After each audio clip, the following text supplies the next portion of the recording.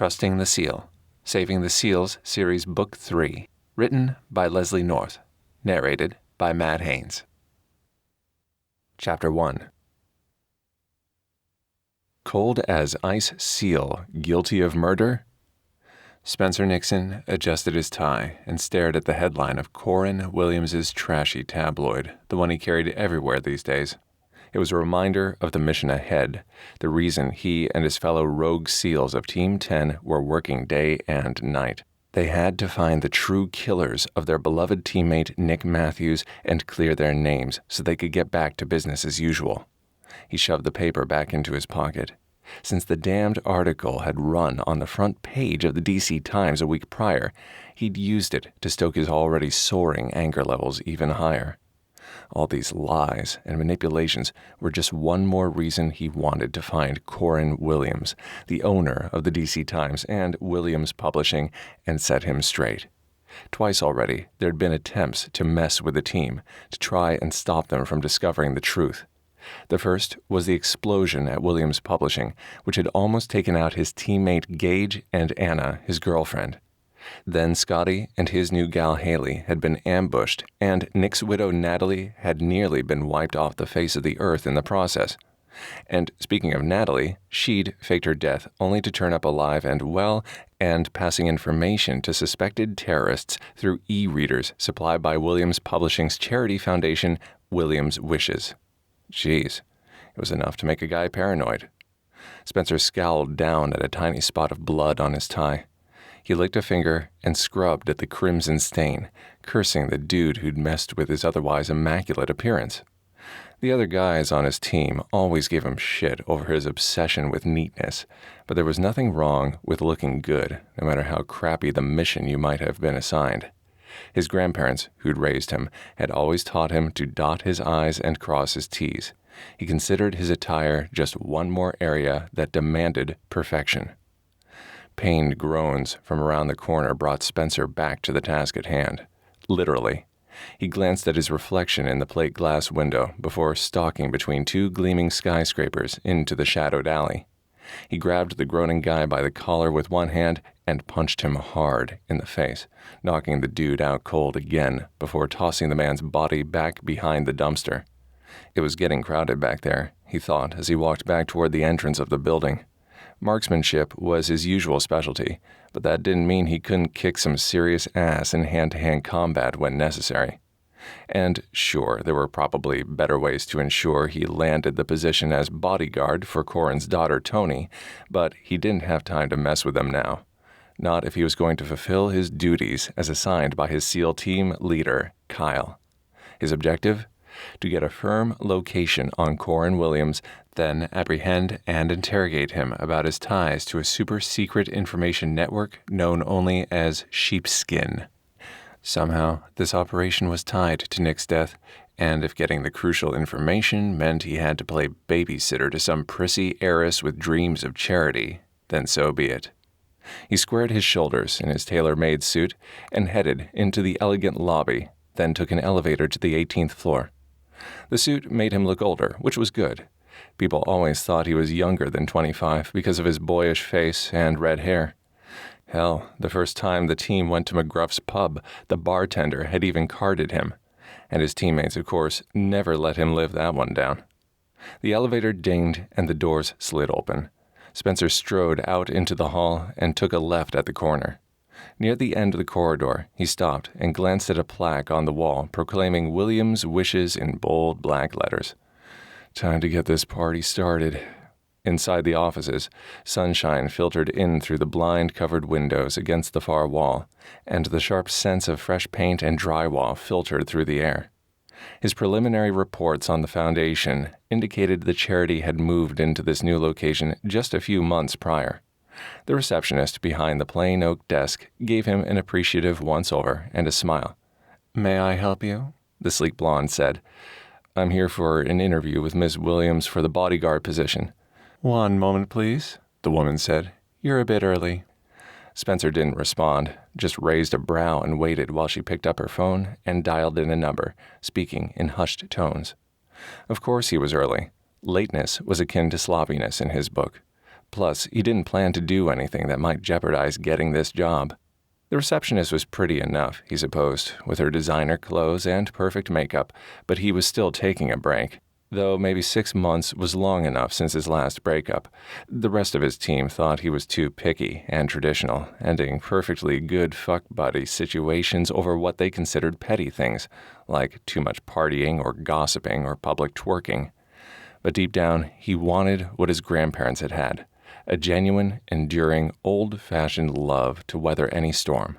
And sure, the receptionist looked good under the current calm conditions, but he'd bet she'd bail at the first sign of turbulence.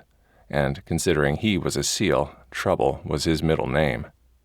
"Please have a seat, Mr. Nixon. Miss Williams will be right with you." The blonde gave Spencer a come-hither smile, which he ignored as he took a seat in the deserted waiting area. The place was fixed up nice, if a little bland for his taste. Beige walls, beige carpet, a fish tank bubbling in the wall nearby. He grabbed a dog-eared copy of People from an end table beside him and thumbed through it, nose scrunched.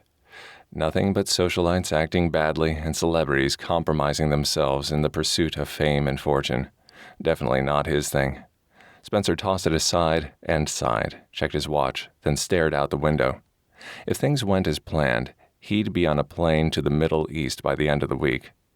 Per the pre-investigation Kyle had done with Haley's help, Toni Williams was about to embark on a new PR campaign for her foundation, this time to the tiny, affluent country of Jubel. Now, if he could just tag along and get the intel he needed on Coran Williams' location, then report that back to his team, he'd be all set. He and the team had spent plenty of time in the small country during their wartime missions, so the terrain and the language wouldn't be a problem. Hell, he spoke 4 other languages fluently besides Arabic, a handy tool to have in his arsenal, given he never knew where he'd be stationed next. "I'm so sorry to keep you waiting."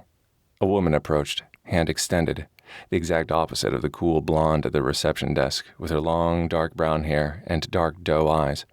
For a moment, all Spencer could do was stare.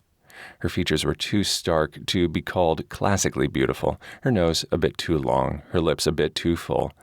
But there was something about her, something he found thoroughly intriguing and intoxicating. Tamping down his strange reactions, Spencer cleared his throat and pushed to his feet, towering over her by a good 6 inches. He shook her hand, surprised by the electricity that zinged up his arm from their point of contact. Her eyes widened slightly, as if she'd felt it too, and her words emerged a bit huskier than before. "Toni Williams, so nice to meet you, Mr. Nixon." "Thank you." Spencer released her hand reluctantly and followed her down a short hall toward her office. She had nice curves, unlike the stick-figure models who seemed to be all the rage these days, and he couldn't help admiring the sway of her hips as she walked. As if sensing his stare, Toni stopped at her office door and gave him a wary look. "I was expecting a bigger pool to choose from for this position, but so far you're the only one who's arrived for the interview." Spencer bit back a smile and took the seat she offered, settling in as she closed the door behind them. Score 1 for his on-the-fly ingenuity. She walked past him on her way to her desk, and he caught a whiff of her perfume, light, floral, with a hint of cinnamon spice. Nice, very nice. Alarmed, he shook his head and frowned. He was here on a mission, not to score a date. "So, Mr. Nixon," she picked up a copy of the bogus resume Kyle had faxed over on his behalf. "Tell me why you think you'd be the ideal candidate for this job." "Besides the fact that I'm the best in the business?" "Your lack of confidence is a shame." She gave him a small smile, then traced her finger down his resume, one brow raised. "Your credentials look impeccable. 4 tours of duty in the Middle East? Really?" "Yes, ma'am." He nodded, his tone even and flat. With his line of work, he was used to keeping his emotions hidden under a thick layer of stoicism. He focused on the wall behind her instead, noticing the neatly framed diploma and certificate from one of the most prestigious schools in the country. That wasn't what he'd expected either. "And it says here you've won awards for marksmanship?" "Yes, ma'am." "What about hand-to-hand combat training?" "I hold black belts in jiu-jitsu and Krav Maga." "Very good." Her smile grew a tad warmer and, shit, now he couldn't stop staring at her soft-looking pink lips. "I know some martial arts myself." "Great. That's great. I think all women should be able to take care of themselves. He shifted his position slightly as his traitorous body responded to his thoughts about exactly how and where he'd like her to use those lips. So what if he hadn't gotten laid in weeks? That didn't mean he needed to go sniffing after the first gal he found attractive, especially when said gal was his target. Me too. Unfortunately, I find myself in a situation where I need help this time. She stared at him a long moment, then set his resume aside and folded her hands atop the desk. Nice hands, he noted. Long fingers, neat French manicure. He imagined all the ways she might use those fingers on his body, and his damned cock twitched again. Spencer stared at the toes of his polished work shoes, determined to stay on track. I've had several threats made against me already, she said. Her mention of danger effectively doused the heat in his blood. He frowned, his gaze flicking back to her. What kind of threats? Abductions, beheadings, other bodily harm, the usual? She shrugged, looking totally unaffected, like she'd just read him her grocery list for the week. She was either incredibly brave or incredibly stupid. He narrowed his eyes. And these don't bother you? I'm not an idiot, Mr. Nixon. Spencer. Excuse me? Please call me Spencer. All right. She tucked a lock of her chocolate brown hair behind her ear, and her voice quivered slightly as her confident outer shell fractured a tad. My upcoming trip to Jubel is extremely important to my foundation. I need to make sure everything goes smoothly. You didn't answer my question. He sat forward slightly. I've lived in the shadow of my father my entire life, Mr. Nixon. He raised a brow, and she frowned. There have always been threats. I'm used to dealing with them by now, and I refuse to live my life in fear. His admiration for her rose along with his interest at her mention of her father. Will your dad be going with you on this trip? No, Toni snorted. He's too busy to talk to me most of the time, let alone fly halfway around the world. So you don't have regular contact with Coran Williams then? Why is that any of your business? She gave him a pointed stare, and he sat back in his chair again. I'm just wondering about the scope of my duties, he said. Seemed the young Miss Williams was sharper than the tabloids and her own father's media outlets gave her credit for, meaning he'd have to tread more lightly when fishing for information next time. Listen, Mr. Nixon, this job is as my personal bodyguard, not a busybody. Her reversion to his full name wasn't lost on him. If you have interests outside of that, then this position isn't for you. Spencer gave her a polite smile. No outside interests here. Not a complete lie. Everything that interested him was right here in this room. When do I start? After you decipher this note. Frowning, he took the paper she handed him. Is this a test? Consider it part of the application process. Toni sat back and crossed her arms, the movement only serving to accentuate her full breasts beneath the lavender, sleeveless dress she wore. Right. Spencer squinted at the hand-written Arabic scrawl. I don't think you're going to like what this says. Why is that? Because it basically states if you continue with this charity trip, they'll kill you. Really? She snorted and shook her head. You'd think they'd be more original after all this time. Any specific group named? No. He scowled. He was about to tell her the part about the e-readers her father had donated, and how if she delivered them, they'd be all-out jihad, when something else caught his eye. There's a little doodle drawn near the bottom.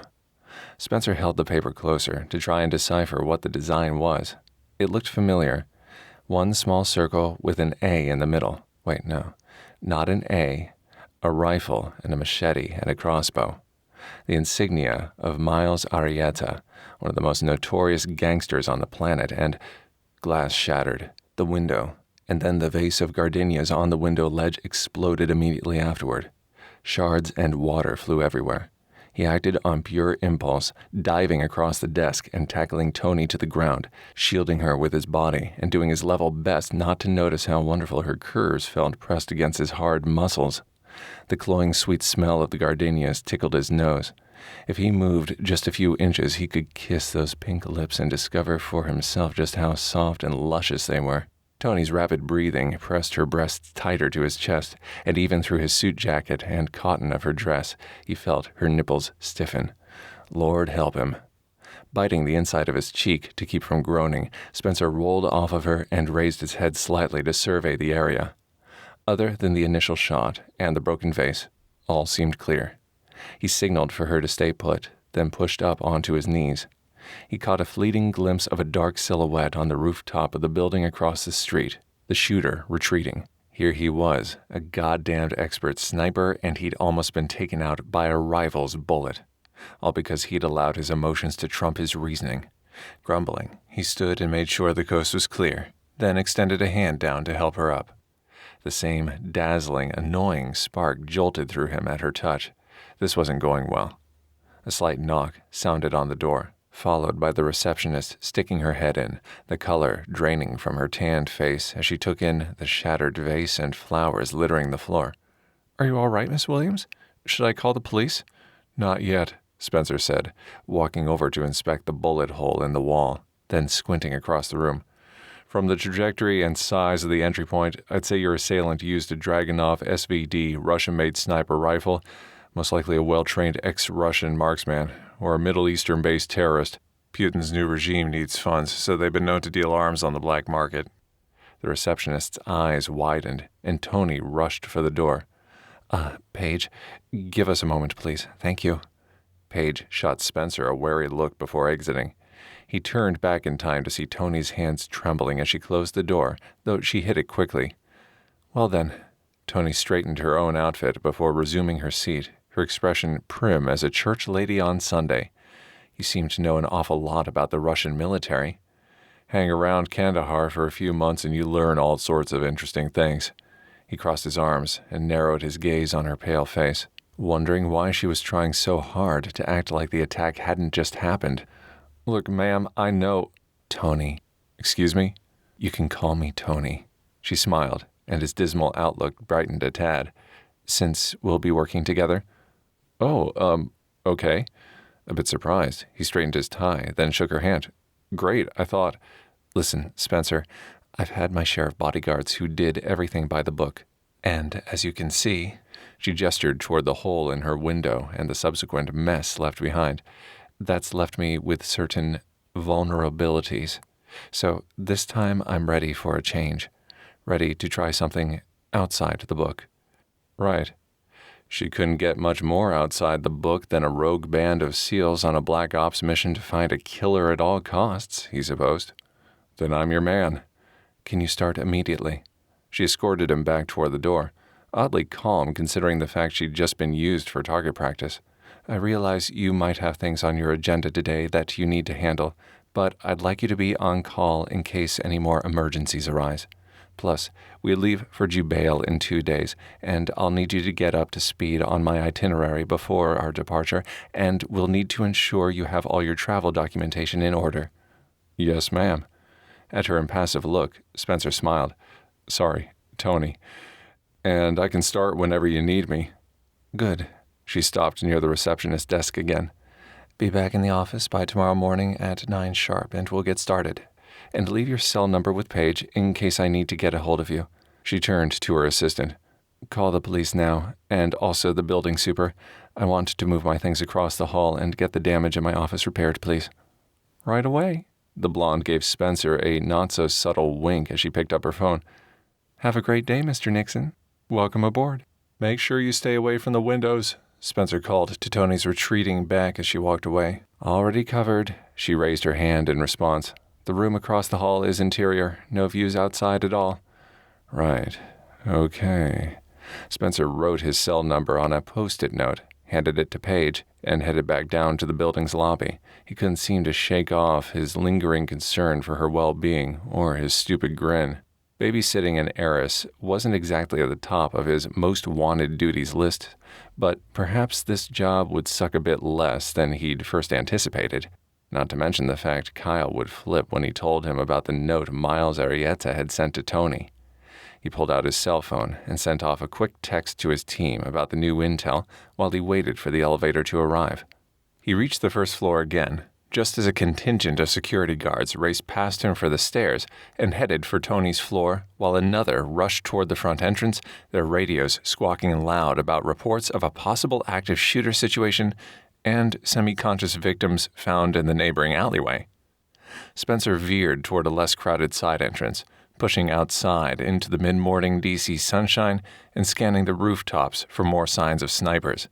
Nothing. He walked to the beat-up black SUV that served as the team's current mode of transportation, parked along the curb a block or so away, just as the first squad cars screeched up to Toni's building, sirens wailing. First on his agenda, get back to Scotty's condo, which the team was using as a makeshift headquarters these days, and get them working on investigating the identity of today's shooter. Miles Arietta wasn't one to get his own hands dirty on such a small job, but it did add credence to the fact that they were on the right track. Coran Williams had always fancied himself a patriot for the press. It wasn't a huge jump for a patriot to turn fanatic. And wouldn't all those lovely connections he had through his publishing empire make a lovely network for filtering secret codes to terrorists? At least that was Kyle's hunch. That and the fact there wasn't a better way to get to Williams than through his precious daughter. Yep. Spencer climbed behind the wheel of the SUV and started the engine, then signaled before pulling out into traffic. Today had been productive. He'd secured his position as Toni's new bodyguard, learned that she had limited contact with her father, or so she said anyway, and found concrete proof in the form of that threatening note that somehow Miles Arietta was involved in all of this as well. Tomorrow, hopefully, he learned even more. As he headed down the Capitol Beltway toward Woodrow Wilson Bridge, he remembered the day Commander Brighton had covertly rehired them after their suspension. The vows he and the team made repeated in his head, steeling his resolve and spurring him onward. For justice, for freedom, for Nick. Upstairs, Toni sank into a chair in what would be her new windowless digs, her hands shaking as badly as her knees. It had taken all her strength to put on a brave front before Spencer Nixon, but now that she was alone again, the shock and terror were definitely catching up with her. This wasn't how she wanted to live her life, constantly looking over her shoulder for the next attack, constantly afraid. An introvert at heart, being the life of the party at her events was hard enough without people trying to shoot her. Still, it was an act she'd perfected over the years out of necessity. Speaking of necessity, she picked up the note she'd given to Spencer to read and stared at the words. Toni had learned passable Arabic herself through her contacts with relief organizations in the Middle East and could read the thing well enough herself, but he'd been right. It had been a test. She'd gone through more than her fair share of bodyguards these past couple of months, and she wanted to make sure she got someone highly qualified this time. Never mind, the guy was drop-dead gorgeous. He was strictly off limits, as were relationships in general, at least until after this trip to Jubel. Interesting that he'd not said a word about the e-readers. Part of her was glad. Maybe he considered the idea as impractical as she did. Sure, the thought had occurred to her that e-readers would make a pretty nifty way to transfer information between parties, but then she'd discarded the notion just as quickly. In order for it to be a feasible way to traffic data, there would have to be a whole set of codes manufactured and a whole set of individuals trained to read said code. It would be a massive investment of years and millions of dollars to institute. Who would have that kind of time or resources to devote to such a thing? Who would even care enough to try? Your father. Toni shoved the thought aside as soon as it occurred. No. She refused to believe it. It was all nothing but empty lies sold in the tabloids. Lies used as weapons to destroy what good she tried to accomplish in her father's name, and all of it as part of her desperate attempts to earn her father's approval. How pathetic was that? She snorted and shook her head. Even with all her achievements, she still had daddy issues. Irritated, she shoved the note aside for the cops to take into evidence. Nope. She refused to let these idiots, whoever they were, stop her. Not now. Not when she'd come this far. And really, it wasn't all about her father. Not anymore. This charity mission was critical to her foundation.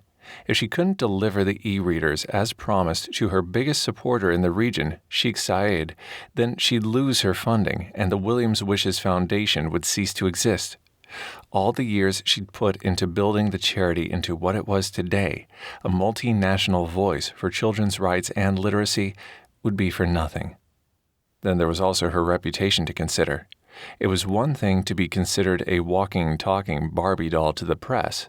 It was quite another for someone at one of her father's rival tabloids to start a nasty and completely unfounded rumor of misappropriation of funds within her foundation. Rumors, unfortunately, she couldn't answer without help from her father and his private financial records.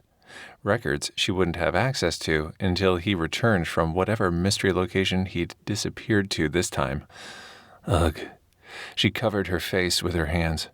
Truth was, the foundation was faltering, and if she couldn't pull off this PR win in Jubel for Sheikh Saeed and his organization, then she might be better off letting that sniper bullet hit her next time. Toni took a deep breath and stretched out her legs in front of her, careful to avoid the shards of shattered glass that littered even the carpet in this room.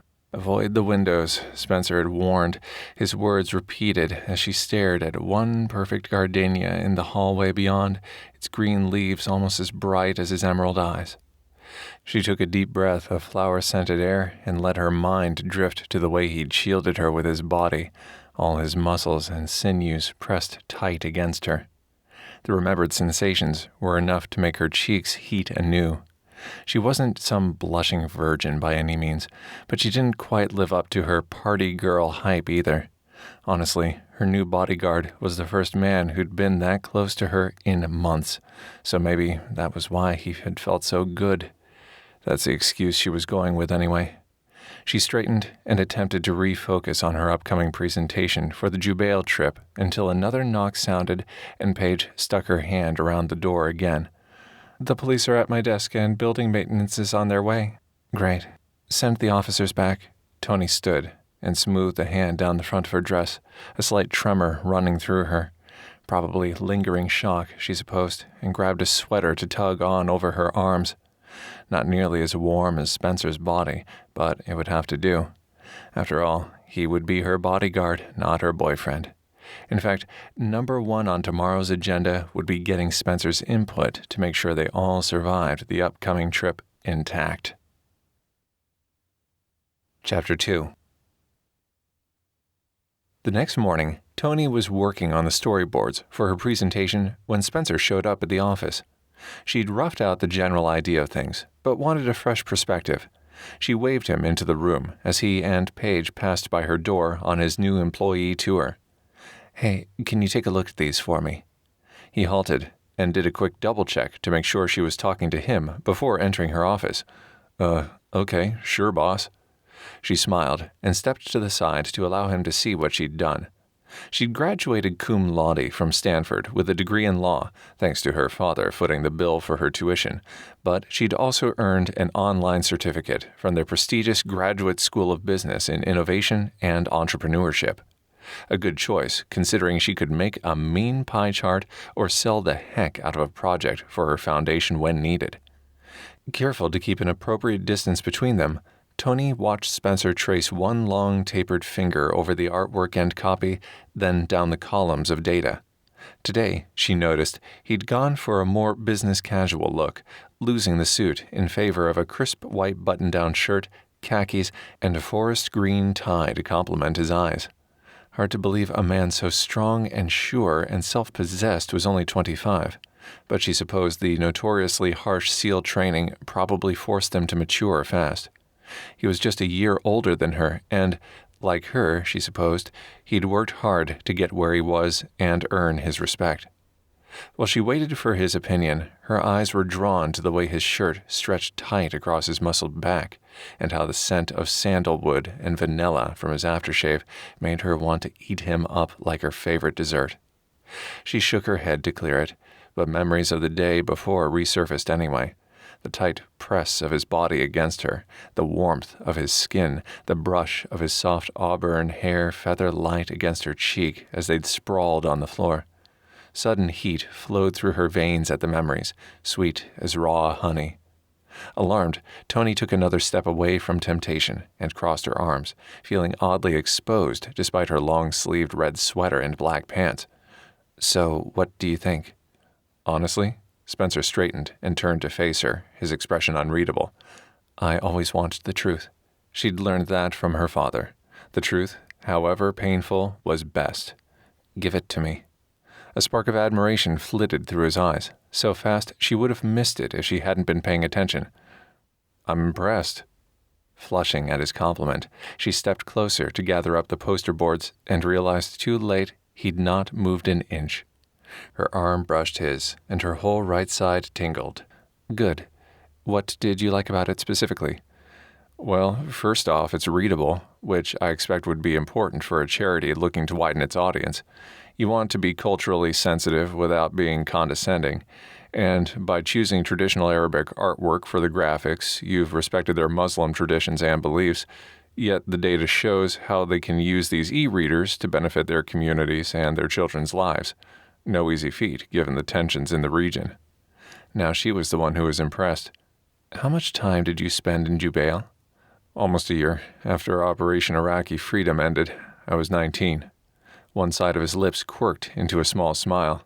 Fresh out of SEAL training and gung-ho to save the world, our team helped rebuild the country and train their local militia forces. Wow, that must have been a lot for someone so young. It was definitely a learning experience, that's for sure. I bet. She stacked the poster boards neatly, then took her seat, gesturing toward the overstuffed chairs on the other side of her desk. Her plan was to give the main presentation on site in Jubel using her laptop, but she always liked to have everything duplicated in hard copy in case of an emergency. So you're pretty familiar with their culture then? Yep. Spencer stretched out his long legs, his feet accidentally brushing hers before he pulled them away and apologized. Jubel's a beautiful place, and the people are great for the most part.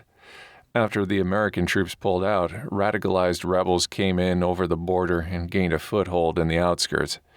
There was this one place I remember, a lake near the mountains in the south, always reminded me of the spot where my dad and I used to go fishing when I was a kid. Shadows darkened his handsome features, and it was obvious a story lurked there, deep and painful, but she didn't feel comfortable asking him about it yet. Maybe when they'd known each other longer. Given your knowledge of the country and the citizens, I'd like your help on this presentation, Spencer. Looking genuinely shocked, he narrowed his gaze. Really? Yes, you have the insider expertise I need to ensure this trip is a success. No pressure or anything, but the future of this foundation hangs on this presentation, the fate of all those children who can learn to read and benefit from the stories on these e-readers. He sat back and stared at her a moment. Yeah, no pressure at all then. Nope, she grinned. Nope, he laughed. You're not what I expected. She didn't miss the way his gaze dropped to her breasts before returning to her face, her defenses rising. Exactly what did you expect? A bubble-brained rich girl who dabbles in charity work as a way to blow through more of her daddy's money? She was well aware of how most of the world viewed her, despite everything she'd done to prove her worth and kindness to the watchful hordes and her father. The thought that this gorgeous man might actually believe all the horrible lies the tabloids had printed about her stung more than she cared to admit. Tell me, Spencer. He gave a one-shoulder shrug, not meeting her eyes, his expression guilty. A clone of your father, I guess. Charming, smart, shrewd, not exactly trustworthy. Well, then, I'd like to contradict you on those points, but the irritating fact is they're mainly true, except for the untrustworthy part. That one only applies to my father, at least where I'm concerned. She'd learned a long time ago that being the only child of wife number 3 sure didn't mean she rated high on Coran Williams' list of priorities. Spencer winced. Touchy subject, eh? Toni frowned and looked away, concentrating on her fingernails and not his too perceptive gaze. Let's just say when I was growing up, I'd be lucky to see him once a year, and even then half the time he no-showed or canceled at the last minute. My dad might be a billionaire businessman, but he won't be winning Father of the Year awards anytime soon. She took a deep breath, then exhaled slow. And now, what do you think after you've met me? So far, I think you're genuinely trying to do some good in the world, and I have to respect that. He leaned slightly to the side to peer across the hall into her old office. You got the window fixed already? The landlord sent a guy up yesterday afternoon. I have to ask, when most people are shot at, their first inclination is to call the cops. You had your receptionist wait until after I'd checked things out myself. Why? Like I said, I've tried by the book, and it hasn't exactly worked. Besides, if I called the police every time I received a threat, they'd have to open a special precinct out in the hallway. You get shot at that often? He leaned forward, his expression concerned and his posture every inch the badass protector. No, it doesn't usually go that far, she said, trying her best to resist her insane urge to climb him like a tree and kiss him until they were both breathless with need. It's mainly the letters, or sometimes phone calls, a few texts. Like what you showed me yesterday? Yes. Have you ever hired anyone else to investigate? There are ways to trace these things if you know the right people. She looked up at him, giving him a pointed stare. That's why I hired you. Spencer frowned. I'm just your bodyguard. Given your trained military skills, I believe this would fall under the other duties as required clause of your contract. He ran a hand through his hair, making her wish she could do the same as she wondered how those soft auburn locks would feel in her hands. Oh no. She dropped her pen and covered her eyes. This had to stop. Nothing could happen between them, ever. He was her employee, her bodyguard, the man paid to keep her safe. Not to mention the fact she'd sworn off relationships after the end of her last affair had been splashed across every tabloid. Besides, she was concentrating on her career and the foundation. Saving Williams' wishes was all that mattered. Toni swallowed hard and squared her shoulders, shoving her needs deep beneath layers of obligations. Our flight to Jubel leaves tomorrow morning at 6. I've chartered one of my father's private jets to take us, but I'm sure you'll want to look at the aircraft and flight plans beforehand for security reasons. She struggled to keep her voice steady and her tone even, betraying none of the scorching awareness inside her whenever he was near. You can use my personal SUV to drive out to the airfield this afternoon, if you like. Spencer scrubbed his hand over his face, then stood at the window, staring outside. Fine, thanks. I'll make sure everything is in order. Sighing, he dropped his head and lowered his gaze. There was more in that note yesterday, things I didn't tell you. Threats against you if you delivered those e-readers as promised. Toni smiled, shifting her attention from the desktop to him. Yes, I know. You do? His eyes widened, his tone surprised. Like I said, I get a lot of threats. It would be pretty idiotic of me not to be able to read them, wouldn't it? Yeah, it would. A slow grin spread across his face. So I guess I flunked then, huh? You got the job, didn't you? I don't put much stock into those e-reader rumors. The humor in his expression drained away. What makes you think those are rumors? My father's a powerful man. That makes me a valuable asset. Or target. The press will make up anything to tear me and this foundation down. But the idea that anyone would try to use these donated devices as a way to spread terrorism is ludicrous. He stood, his dark expression clearing as if he'd reached some sort of decision, a sexy smile spreading across his firm lips. So you have any other tests lined up for me to pass? A warm buzz of attraction spread outward from her core to her extremities at the devilish glint in his green eyes. You never know. She gave him what she knew was a flirtatious smile. She just couldn't help herself. Now, help me pack up all this stuff for the press conference. Please fasten your seatbelts and prepare for takeoff. The pilot's voice crackled through the plane's overhead PA system. Spencer clicked his seatbelt into place, then glanced over at Toni as she did the same. Even at this early hour in the morning, dressed in jeans and a plain pink t-shirt, she looked fantastic. Not that he had any business looking, not really. He was here for the mission, nothing else. Except the more he told himself that, the less it rang true, at least where Toni was concerned. He liked her, more than was probably wise. For her part, Toni seemed completely oblivious to his presence today. She'd met him at the private airfield with far less luggage than he'd expected, and they'd waited together for nearly an hour in the wind and drizzle with no complaint on her part while their pilot ran through his pre-flight checklist, then finally allowed them to board. Now, she sat across from him on a plush leather bench seat with her legs tucked beneath her and her dark hair slicked back into a sleek ponytail, glasses on, lost in whatever she was doing on her laptop. She looked so damned sweet and cute, it made his teeth ache. Part of him longed to pull her over into his lap and kiss her silly. The other part of him wanted to run for the hills. The one who knew these kinds of wham-bam white-hot relationships rarely worked out. Too fast, too far away, too hot, too cold. He'd run the Goldilocks relationship gamut enough times to know better. Still, that didn't stop him from checking her out and dreaming. He was a straight, healthy male after all. Thankfully, his phone buzzed in his pocket and distracted him. He pulled it out to see a message from Kyle flash on screen. Boarding flight at Reagan now, arriving in Jubel 1730. Even though this was technically Spencer's mission, the team was coming to Jubel too, in hopes they might find out more about the mysterious disappearance of Toni's father, Coran, and how this sheepskin organization might have been involved. Plus, Kyle thought those hidden e-reader files and the known terrorist organization were related somehow to his brother's death, but until they uncovered more information or Haley unlocked those encrypted files, they couldn't be sure. After spending the afternoon the day before going over every inch of the plane and even sneaking in to search Toni's office when she'd gone to the restroom, he'd still hadn't found anything to clue him in to Coran Williams' current whereabouts. He sent off a quick text back to Kyle. Sitting on tarmac, waiting for takeoff, will message again upon arrival. He started to put his phone away when it buzzed again.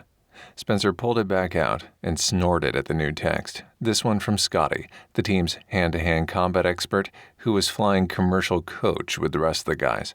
Private flights are for pussies. On the heels of that message came another, this time from Gage, their explosives guru. You owe me $50. Spencer sighed and shut off the device before jamming it back into the pocket of his jeans.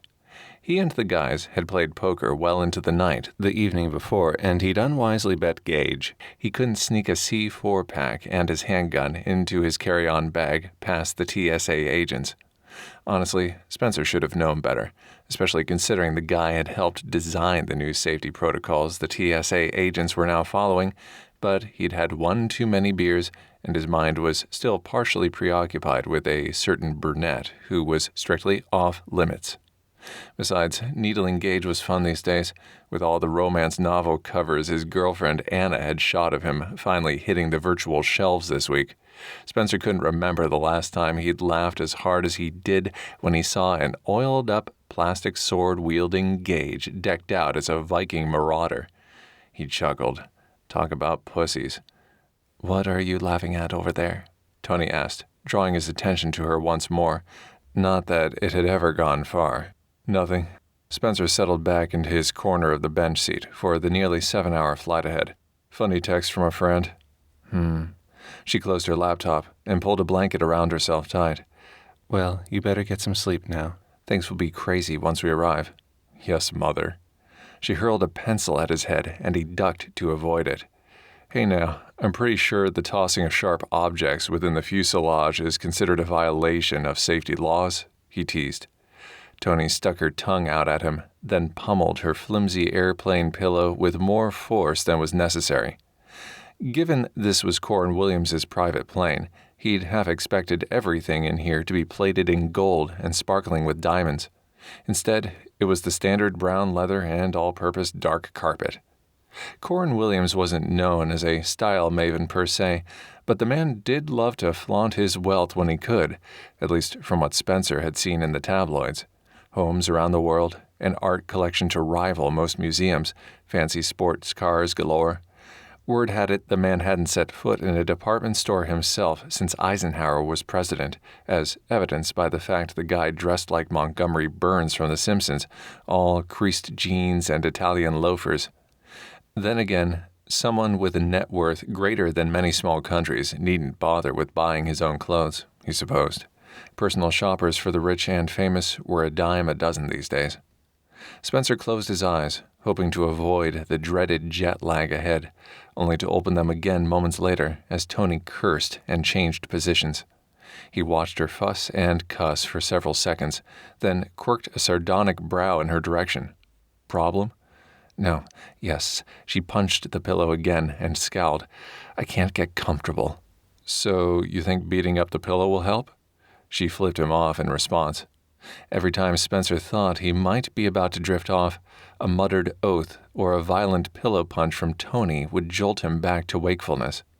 Finally, once they'd taken off and the fasten seatbelt sign cleared, he unclicked his belt and waggled his fingers at her.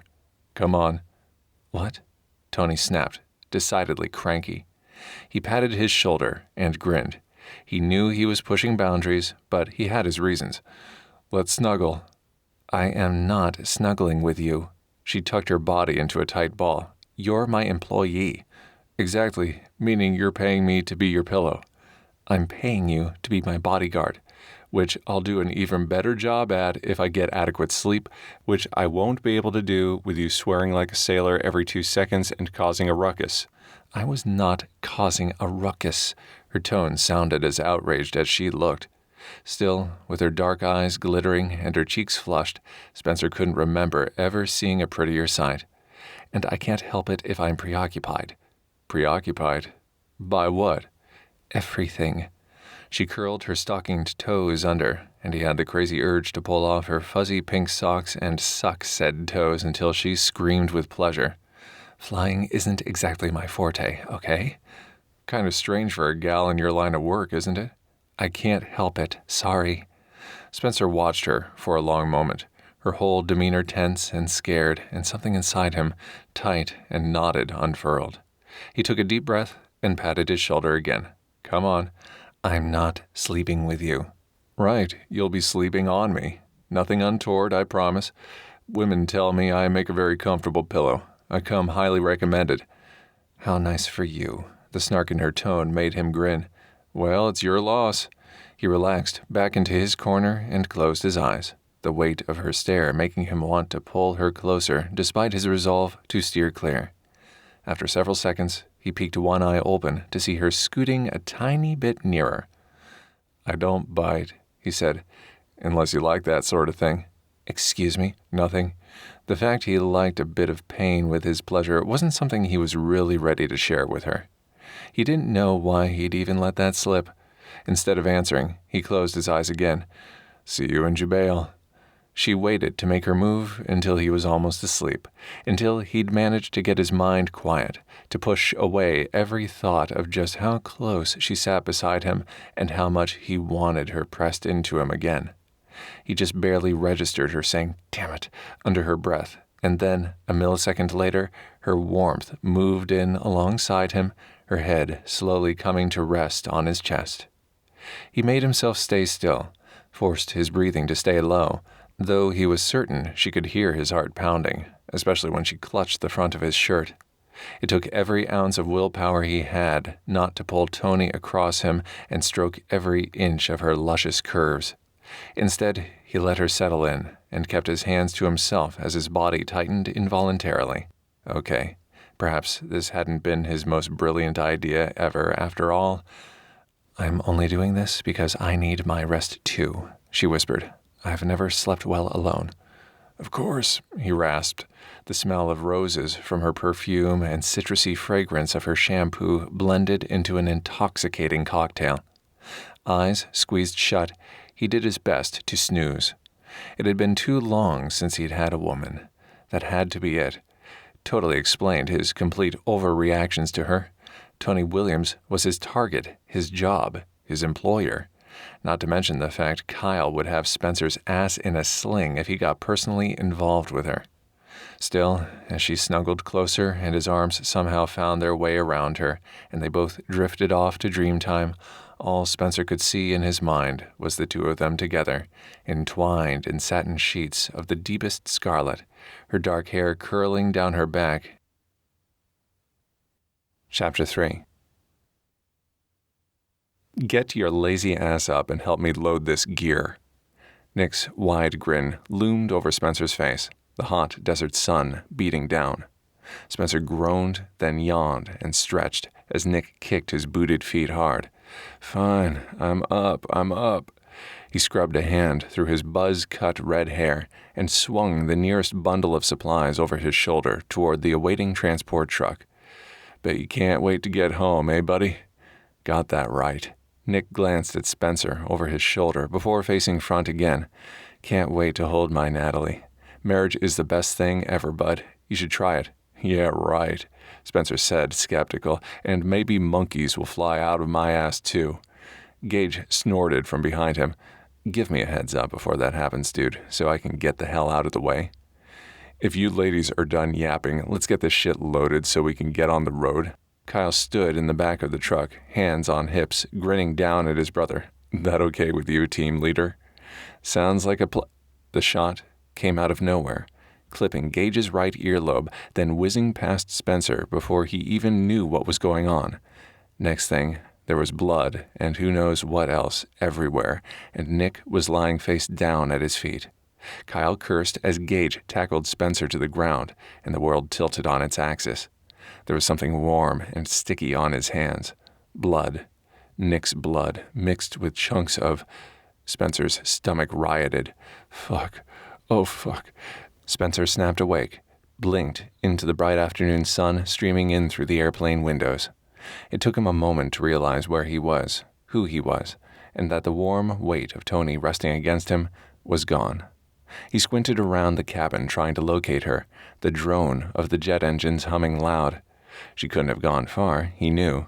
They were airborne after all, and the only parachutes were in the locked front cabin with the pilot, as his comprehensive search the day before had shown. So, yeah. Straightening, he rolled his stiff neck and shook off the painful images of his buddy's death. Truth was, he hadn't been sleeping all that well since that bogus article about him had made front-page news in Coran's tabloid and dredged up memories best left buried. Hell, he'd loved Nick like a brother. All the guys felt the same. In fact, the guy was Kyle's flesh-and-blood younger brother. To be accused of his murder, even by some trashy news outlets that no one believed anyway, hurt. Big time. Not as much as the intense scrutiny of the Navy they'd had to endure after the murder, of course. Nor was it worse than being forced to sit through congressional hearings and law enforcement inquisitions, each man on the team made to relive the excruciating moment when their beloved team leader, Nick, had taken a bullet to the back of his head, his skull exploding right before their eyes, over and over and over again. Thank God Commander Brighton had assigned them on the down low to search for Nick's killer themselves. Staying busy had been their salvation, keeping them focused and preventing them from drowning in the sorrow they all felt from the loss of their friend. Still, the dreams had never been quite this vivid before. Hoping to take his mind off the horrible images still circulating in his head, Spencer sat up and grabbed Toni's e-reader from the seat beside him, flicking on the screen and staring at the pages of the same romance book his teammate Gage had gone undercover at Williams Publishing to find. Too bad they'd discovered afterward that the dumb book came preloaded on all of the Coran Williams donated devices, and this story written by Nick's widow under her pen name, N.T. Smalls, had already been distributed to countless readers worldwide. The same story Haley was working on, trying to crack the encryption and find the secret sheepskin network codes. So the fact the book was on Toni's device didn't concern him. The fact she'd had it open and was reading it did. He'd started to let his guard down with her, but this was a reminder that she might be more in cahoots with her father than she was letting on. He scrunched his nose and scrolled forward several pages in the book, scanning the words without really reading them. And then there was Michael Bex. A former Navy SEAL himself, he'd gone rogue against his own team and killed them all in the jungle, setting fire to their corpses to go in search of this damned file too. He'd resorted to kidnapping Anna, bribing Natalie, even joining forces with some crooked FBI agents to try and get this romance novel. Man, if Spencer ever got his hands on that deep-fried turd biscuit, he'd make goddamn sure Bex rued the day he'd ever been born. Spencer sighed, squinted at one of the sentences, then grimaced. Throbbing manhood? Jesus, did people actually read this crap? Shaking his head, he tossed the e-reader aside and stared out the window at the white clouds and hints of the blue Arabian Sea 35,000 feet below. Not much chance of any throbbing body parts on his horizon, not with the only female on his present radar being his heiress Target, whom he'd been warned by his team leader to steer clear of under threat of very slow, very painful death. Good thing it wouldn't be a problem. And, of course, there was his persnickety ways where women were concerned. Cold as ice, that tabloid had called him. He gave a derisive snort. The opposite was true, actually. Just because they'd interviewed the last girl he'd dumped, the one who'd started talking love and marriage the second she'd woken up beside him, before she even knew a thing about him. And since when was having high standards a sin? Spencer wanted what his grandparents had, their level of commitment and trust and honesty, and wouldn't settle for less. End of story. Restless, he pushed to his feet, heading for a small minibar and pulling out a bottle of OJ. He'd just cracked the cap off when the sound of a door opening echoed behind him.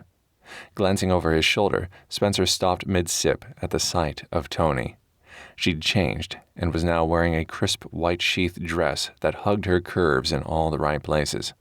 Her hair and makeup were also done to perfection, just enough to enhance her already pretty face, but nothing too heavily applied or bright. She eyed him warily from where she stood. There was nothing trashy or overtly sexual about how she looked, perfect for the highly conservative Muslim area they'd be visiting, yet he couldn't take his eyes off of her. In truth, she just might be the most gorgeous thing he'd ever seen. Toni gave him a small half-smile, pretty pink coloring her cheeks. "Do I look all right?"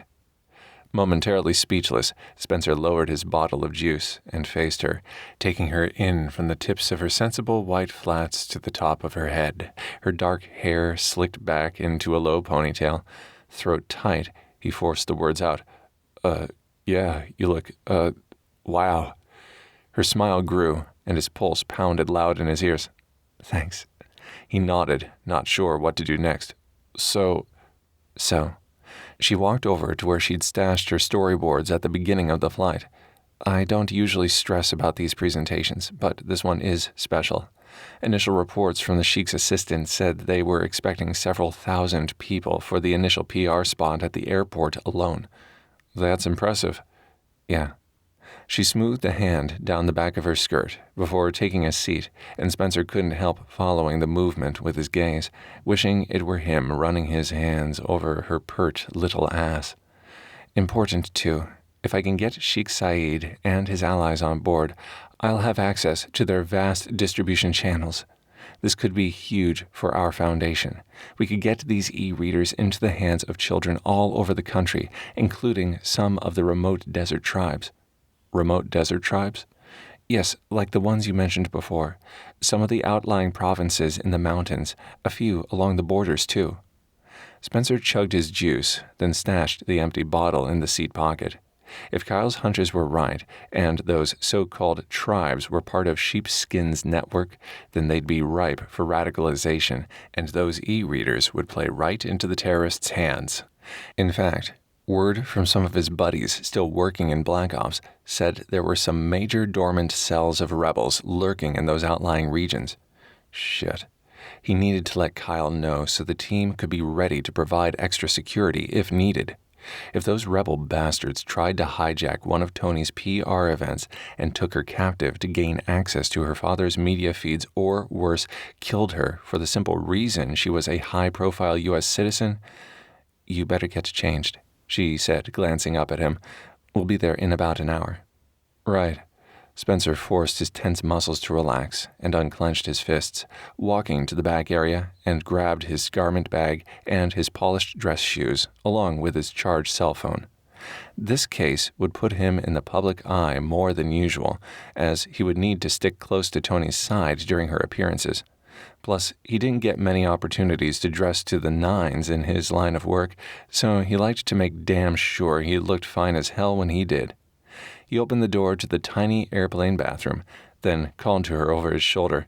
"Be out in a bit." "Take your time," she said, without looking at him. "We won't land for at least an hour."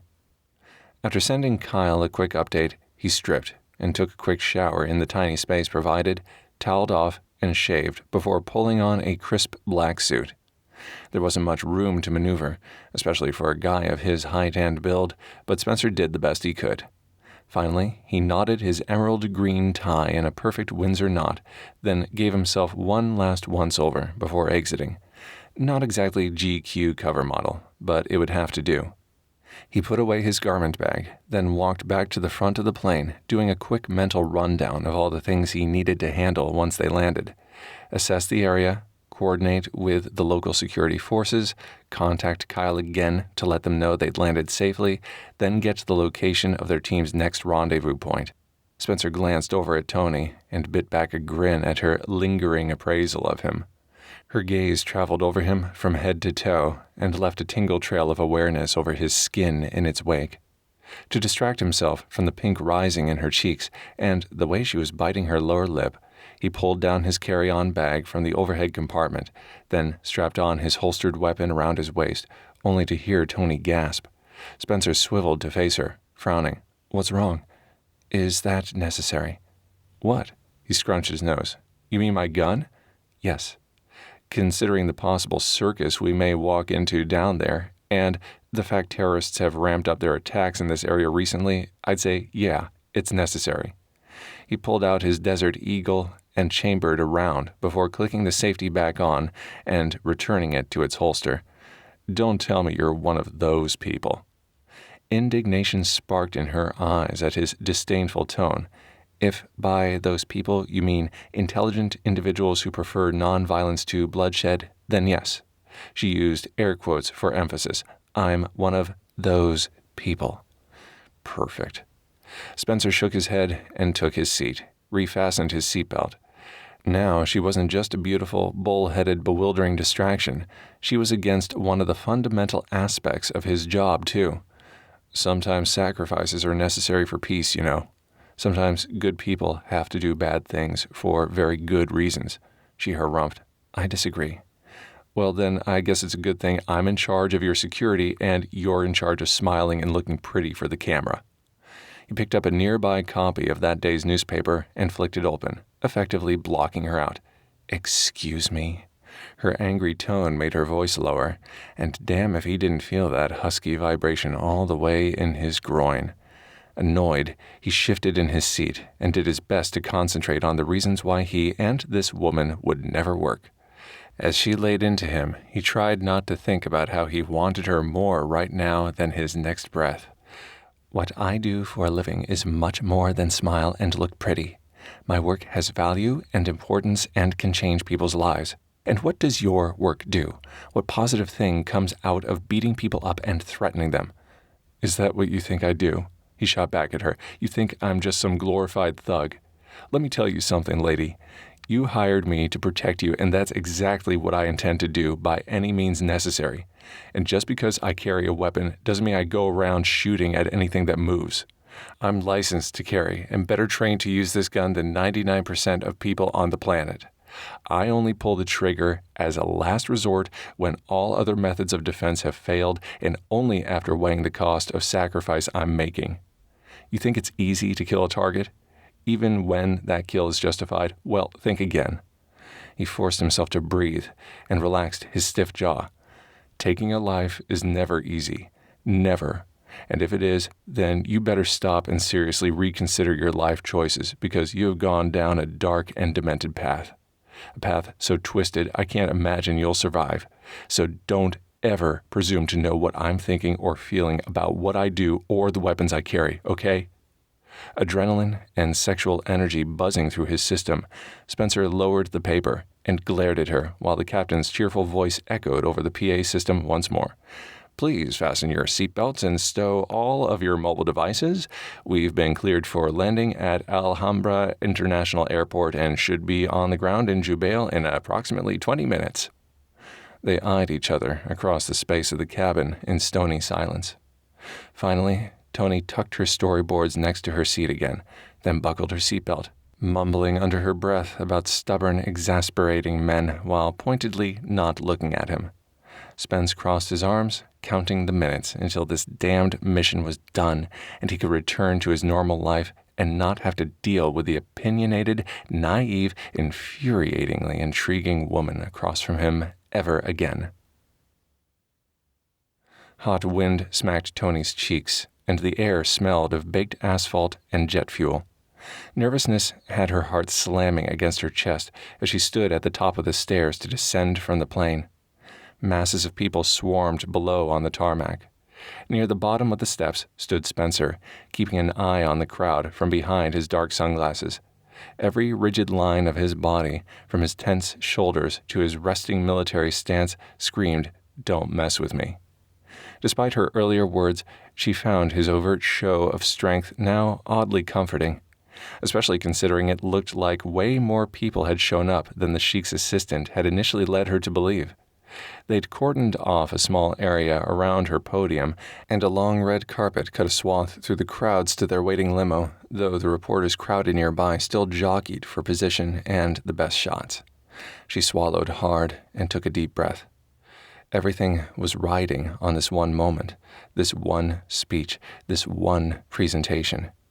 Either she impressed the dignitaries and they allowed her to distribute her charity's e-readers to the needy children of Jubel, or her foundation would fold from lack of funds, and she'd lose her last, best chance of impressing her father. No pressure at all. Slowly, she made her way down the steps, glad for the longer length of her dress, and the fact she'd decided to tie her hair back beneath her prim little sun hat. With all the wind, it wouldn't do to flash this crowd, or show any impropriety, not when the penalty was instant beheading. There have been many strides of late in the human rights arena in the Middle East, but they still had a long way to go in terms of gender roles and what women were and were not allowed to do in public. Near the bottom of the staircase, Spencer stepped in beside her, the warm weight of his hand at her lower back reassuring as he guided her forward to the podium. His movements were a bit stiff and cold due to their earlier disagreement, but at the last second he leaned in and whispered, "You got this." At least she had one vote of confidence. With the presentation memorized, Toni went on autopilot for the speech, saying the right things at the right times and pointing to the appropriate graphs and charts when needed. If someone had asked her later what she remembered about the event, she couldn't have told them a thing.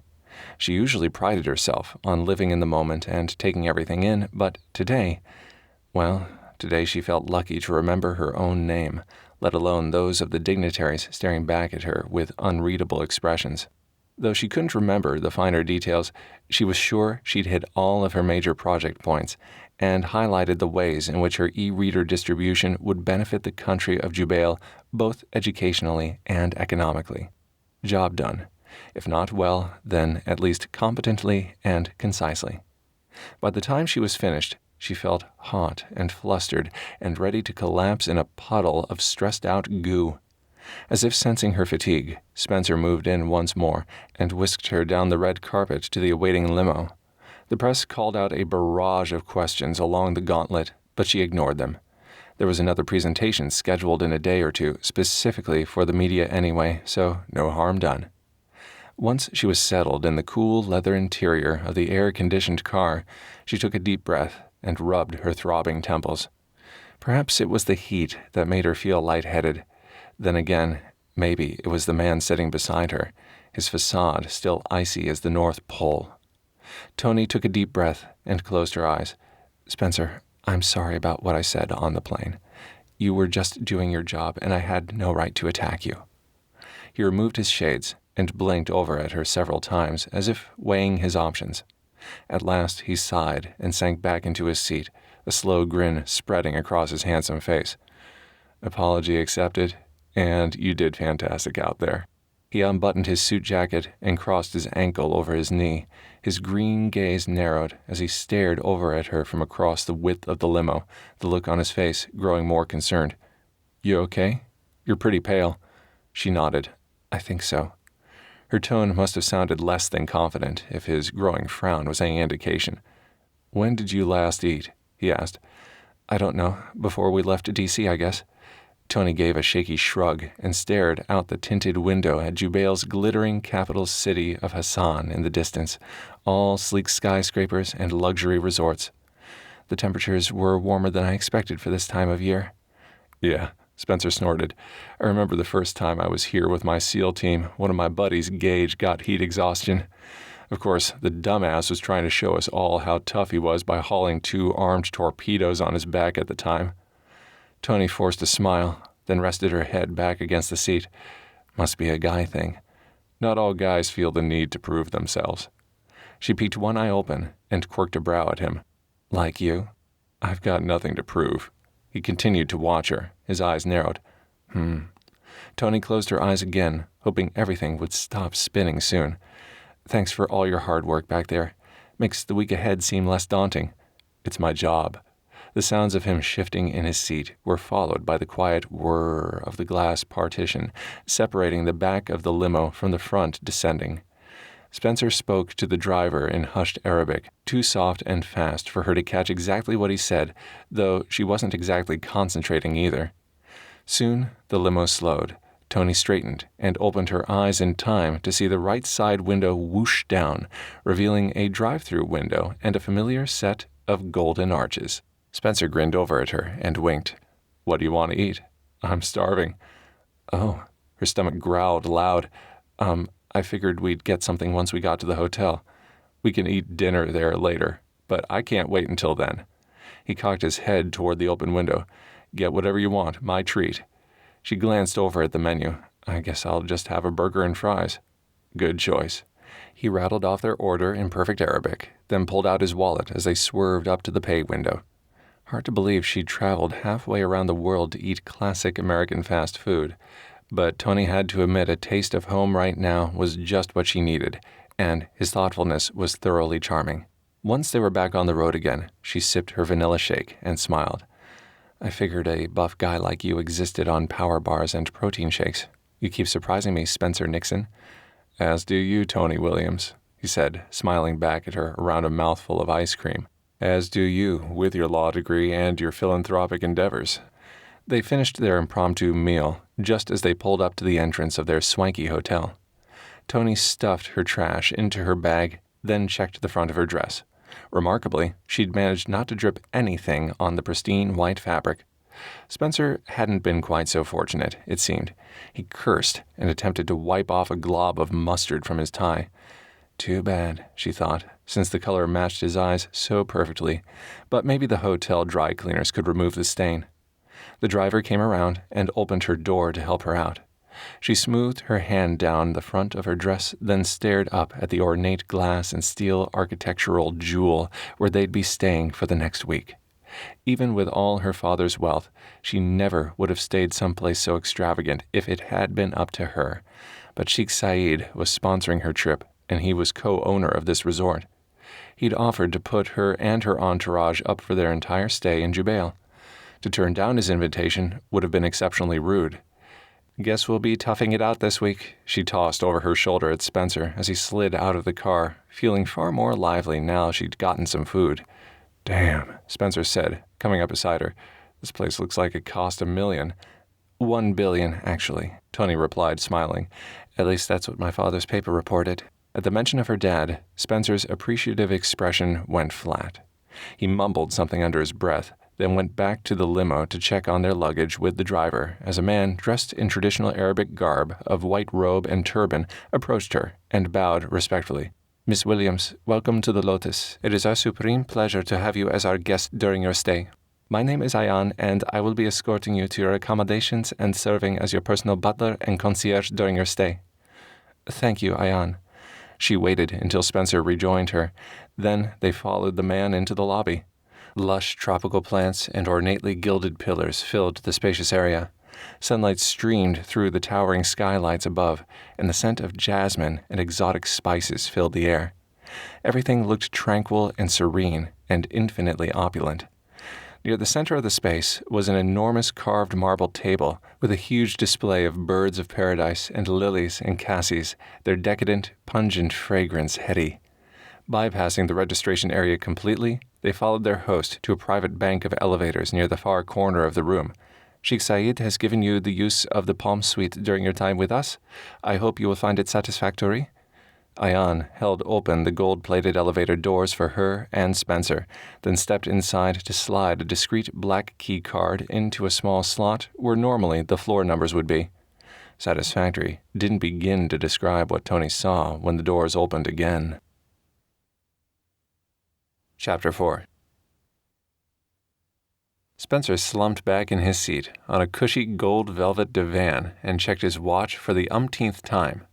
Since Ayan had given them their tour of the suite, which comprised the entire top floor of the luxury hotel and was dripping with priceless mosaics and artwork, thick Persian rugs, and intricately hand-carved wooden furniture, plus the numerous sparkling crystal chandeliers hanging from the high ceilings, Toni had been locked in her chosen bedroom for an eternity.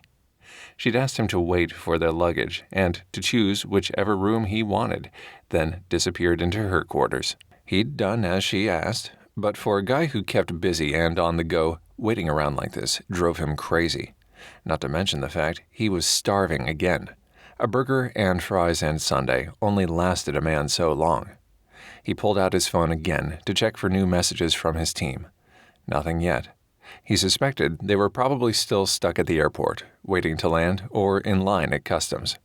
Hopefully, Gage had discarded his illegal contraband before entering Jubel airspace, or they'd be facing another international incident again. Definitely not what they needed, now that they were closer than ever to finding Nick's real killer. He wondered if Haley had cracked the encryption on the e-readers yet, and sent Kyle another text for an update once they had service again. Chuckling, he put his cell away. Even though they were a monumental pain in his ass sometimes, he missed the guys when they weren't around. Not that he'd tell them that. Finally, Toni's door opened, and she stepped out, looking dead tired and decidedly adorable in her PJs, her face scrubbed clean of makeup and her hair pulled back in a messy bun at the nape of her neck. She padded over on bare feet and settled on the other end of the divan from him. He noticed, for the first time, her toenails were painted a deep pink color with tiny white polka dots. Her thumbs were furiously flying over the virtual keyboard on her screen as she texted someone. Spencer tried to casually lean over and see who she was messaging, but she hit send and put the phone down before he saw anything. "Sorry, fell asleep in the bath," she sighed, and rolled her shoulders, the movement highlighting the deep scooped neck of her fuchsia tank top and the delicate lines of her collarbones. "Would you be completely opposed to staying in and ordering room service?" It took a moment for her words to penetrate the fog of lustful images now clogging his brain. Dismayed by his seemingly complete lack of control whenever she was around, Spencer forgot all about revisiting his favorite local fattoush places. "Fine, whatever." "Great." Toni reached over and grabbed a large black binder he assumed was the hotel directory and flipped it open to the in-room dining menu. "The kitchen downstairs is Michelin 3-star rated. Looks like they've got a pretty great selection of stuff. I think I'll have the hummus platter with a side of tabbouleh." She handed the menu to him. "What about you?" His stupid stomach rumbled, and he glanced up at her to see if she'd heard.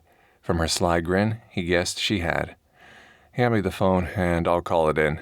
He punched in the number for room service, and a moment later, a man with a thick accent answered the phone. "Thank you for calling Al Ewans. How may we serve you this evening?" "This is the Palm Suite. We'd like 1 hummus platter, 1 side of tabbouleh, 1 order of jumbo prawn kebabs, 1 side of grilled halloumi, and 4 bottles of pale ale." "Very good, sir. May I interest you in any of our delicious baklava or kanefe for dessert?" Spencer gazed over at Toni, who now had stretched out on her end of the divan, looking like some kind of frigging centerfold come to life, and he swallowed hard. The guy could have offered him dung on a stick at that point, and he would have readily agreed. "Fine, 1 of each." "Very good, sir. We'll have your order delivered to you momentarily." He fumbled to replace the receiver without taking his eyes off Toni. "Food's on the way." "Thanks." She clutched a large pillow to her middle, blessedly blocking his view of her. Torn and twisted, he sat back and scrubbed a hand over his face, his stubble scratching his palm. Damn. Here she'd gone and taken a bath, and he'd barely changed out of his suit. Of course, he'd been busy scouring the suite for bugs and taking mental inventory of all the exits and possible sniper hideouts, just in case. Wouldn't do to accompany his target halfway around the world only to have her taken hostage. His glance slid to her phone, laying on the cushion beside her. If he reached out ever so slightly, he could slip it away from her and check her texts, make sure for himself she wasn't talking to her father on a regular basis. As if reading his thoughts, she grabbed the cell and set it on an end table beside her out of his reach. Exhaling loudly, Spencer pushed to his feet and walked over to a nearby set of French doors that opened out onto a small balcony. The sun was now setting over the rooftops of Jubel, and the whole thing looked like some kind of fevered dream, hues of purple and deep orange staining the horizon.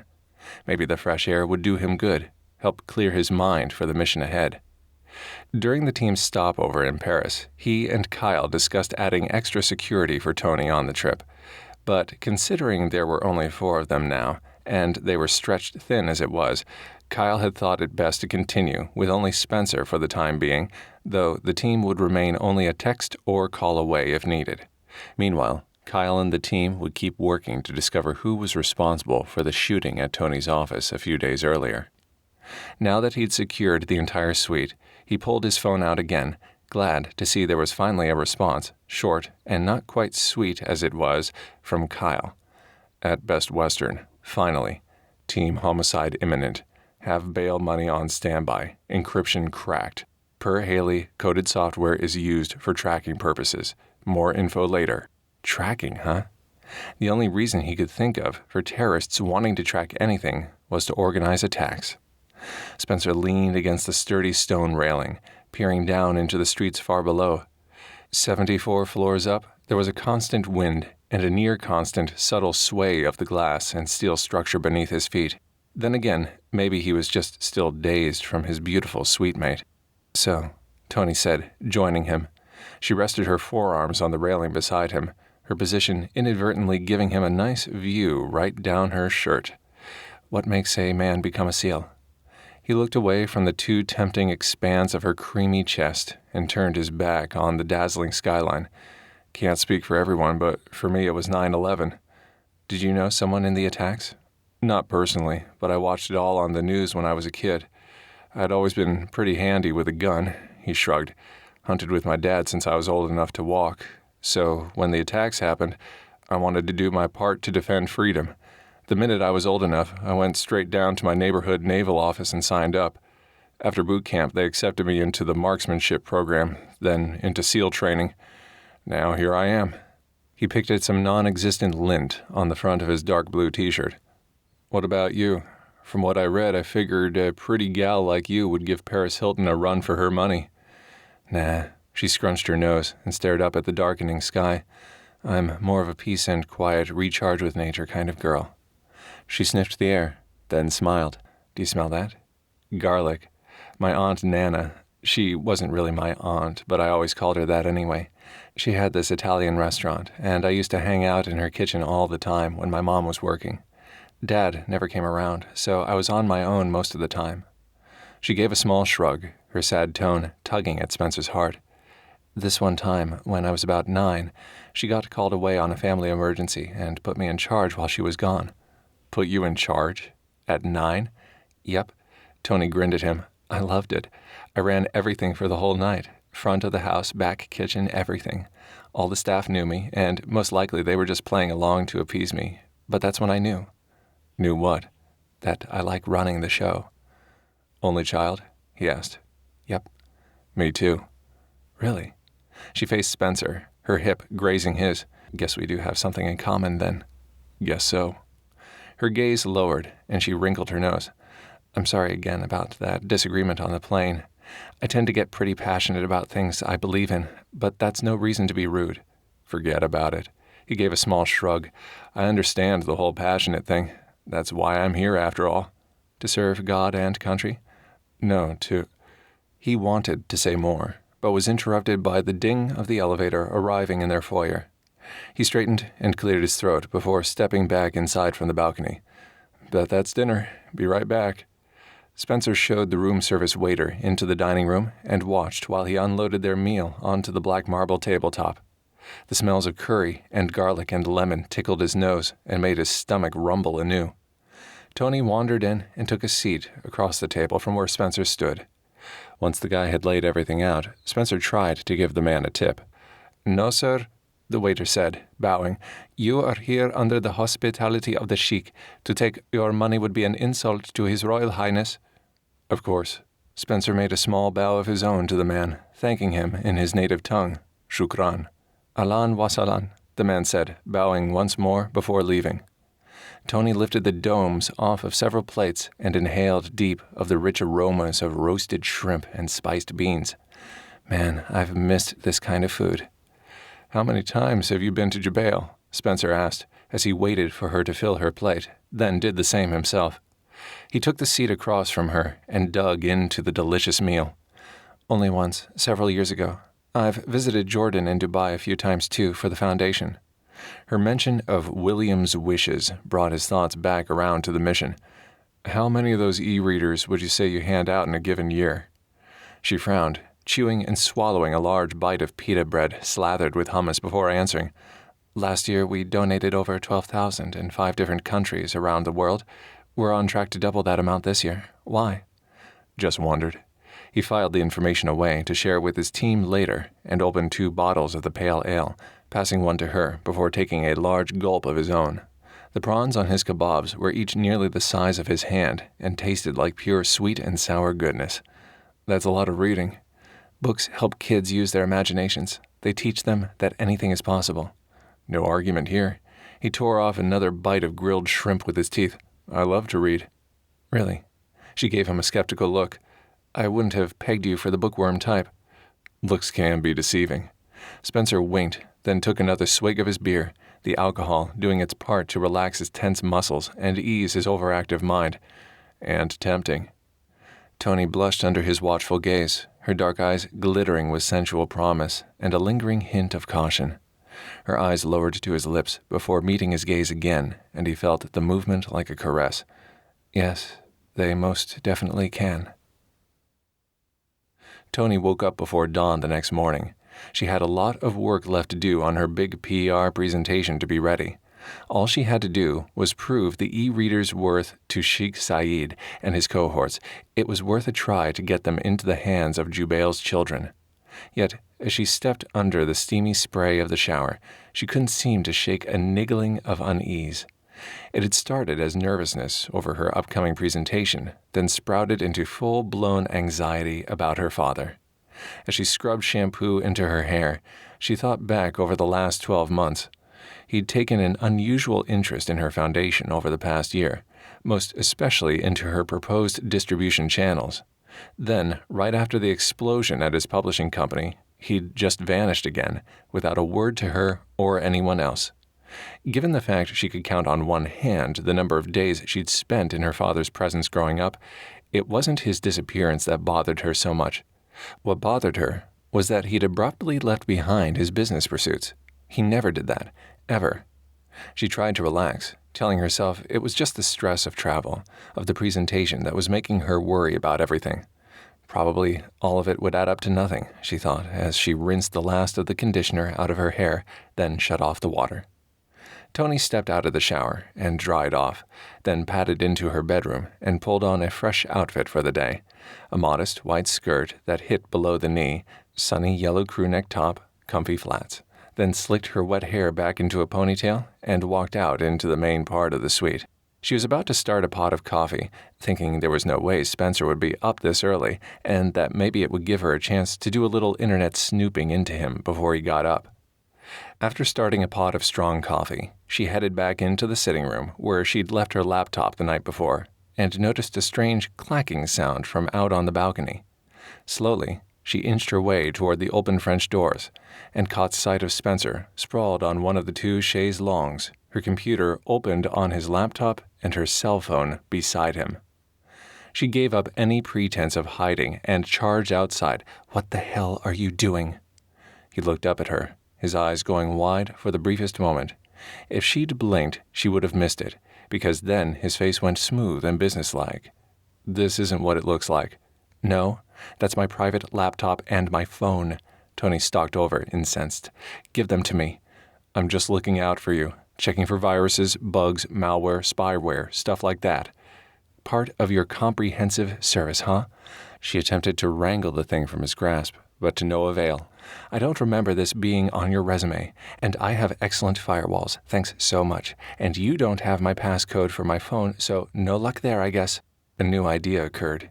He'd acted all squirrely each time she mentioned her dad's name, not to mention how overqualified he was with his background to be playing her bodyguard.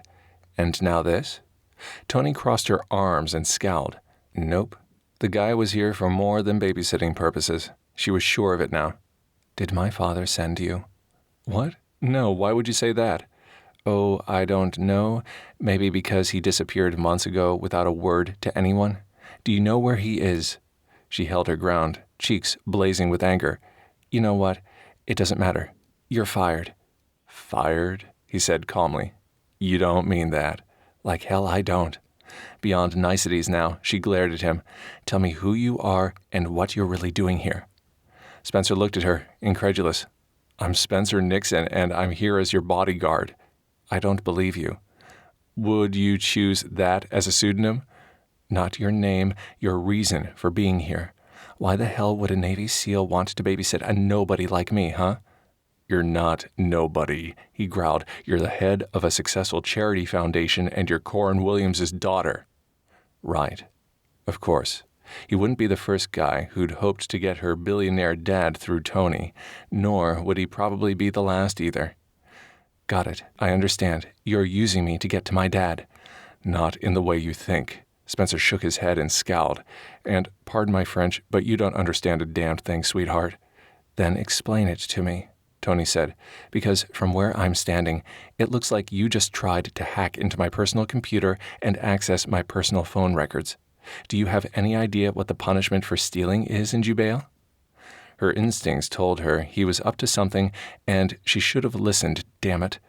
She made a grab for the computer again, only vaguely aware of the strange look on Spencer's face, like a dog alerted to a high-pitched noise no one else could hear. She ducked instinctively at the exact moment Spencer lunged, grabbing hold of her and toppling them both to the ground, her laptop and phone clattering to the floor between the lounge chairs. Seriously, tackling me is a ridiculous ruse to cover your ass. She quirked her brow up at him. I mean, I caught you red-handed. Shut up and look. He pointed to an oddly round hole in the stone wall just over his shoulder. A bullet hole, she realized, just as another round whizzed past them and adrenaline surged through her veins. Stone chips rained down and Toni yelped, ducking her face against his warm, solid shoulder. Someone's trying to kill you, Spencer said. Chapter 5. Spencer stared at the prickly woman across from him, all crossed arms, belligerent attitude, and shaky voice, and sighed. This was not how he'd pictured this morning going. He'd gotten up before dawn, showered, and dressed in his best business attire, then hurried out to run through the hard drive on her computer for any hints as to where Coran Williams might be holed away, then tried to hack into her phone to scan her texts. He'd thought he'd given himself plenty of time. Heiresses never woke up before noon, right? Obviously, he'd been wrong. Telling her about his real mission hadn't exactly been part of his plan, but now it seemed he didn't have much choice. Toni needed this trip to succeed for her foundation almost as much as he needed to find her father, so maybe telling her the truth would work out for both of them. You know, I'm a SEAL. Former SEAL. Toni shifted her weight on the cold, hard marble tile floor. They'd managed to crawl on their hands and knees into the interior dining room, and now sat against opposite walls, eyeing each other with suspicion. According to the news reports, your team was put on probation and disbanded pending more details about the events surrounding the death of Nick Matthews. At his steady stare, she continued, I did some investigation of my own on you before hiring you. I'm not an idiot, and I don't live in a bubble either. You and your team were plastered all over the media during those congressional hearings and investigations. There's nothing former about my SEAL status. He mimicked her defiant posture and held her gaze. Once we were decommissioned, a high-ranking official from the military ordered us on the down low to discover who really killed our teammate. But all the news reports stated he died because of negligence. Anger, white-hot and fierce, spread through Spencer like wildfire. Hands clenched as tight as his jaw, he leaned forward and snarled. Nick was killed right in front of me. Took a sniper's bullet to the back of his brain. That is not negligence. Oh. Her eyes widened slightly before she looked away, her rigid posture drooping slightly. "I'm sorry. That must have been horrific." "Well, it wasn't a day at the park." She nodded, her gaze lowered, a frown drawing her dark brows together. "So that's why you took this job then, as my bodyguard, because you're working on some secret mission for your team?" "Yes." With his initial indignation fizzling, Spencer's tense shoulders relaxed a tad. "I need to find your father." Toni snorted. "You and half the planet." "I'm serious. We've uncovered information that might help us find Nick's killer. We think he's involved in a covert operation called Sheepskin. The NSA brief described it as a data network that's being used to organize terror cells around the world and coordinate attacks. My team has reason to believe your father knows intimate details about this network and that somehow this sheepskin network is the reason Nick was killed. That's why we need to find your father and question him. Do you know where Coran is?" "No." She glanced over at him, then stood and sat on one of the nearby chairs. "I haven't seen him since right before the explosion at his publishing house in D.C. Her frown darkened. "Wait. You guys didn't have anything to do with the bombing, did you?" "We're the good guys, remember, sweetheart?" "Even good guys do bad things sometimes. At least that's what you and my father always say." She shook her head and looked away. "And don't call me your sweetheart." Seeing as his current approach didn't seem to be going so well, perhaps if he got her on board with their cause, got her to trust him, she'd be more forthcoming with information. Besides, much as it surprised him, he enjoyed spending time with her. She couldn't fire him. He didn't want her to. He needed her not to. "What were you looking for on my devices?" she asked. "Intel. About your father's whereabouts. Evidence that you've been in contact with him recently." Her posture stiffened once more. "I told you I don't communicate with him. I have no idea where he is. Are you calling me a liar?" "No. I've just learned the hard way to cover all my bases." He stood and grabbed a dining room chair, turning it around backward to straddle it, facing her, his forearms resting along the back. "Listen, I wasn't supposed to say anything to you about my mission, but you've trusted me so far to protect you, so I'm going to trust you now with what I'm about to tell you." She sat back and met his gaze, her expression unreadable.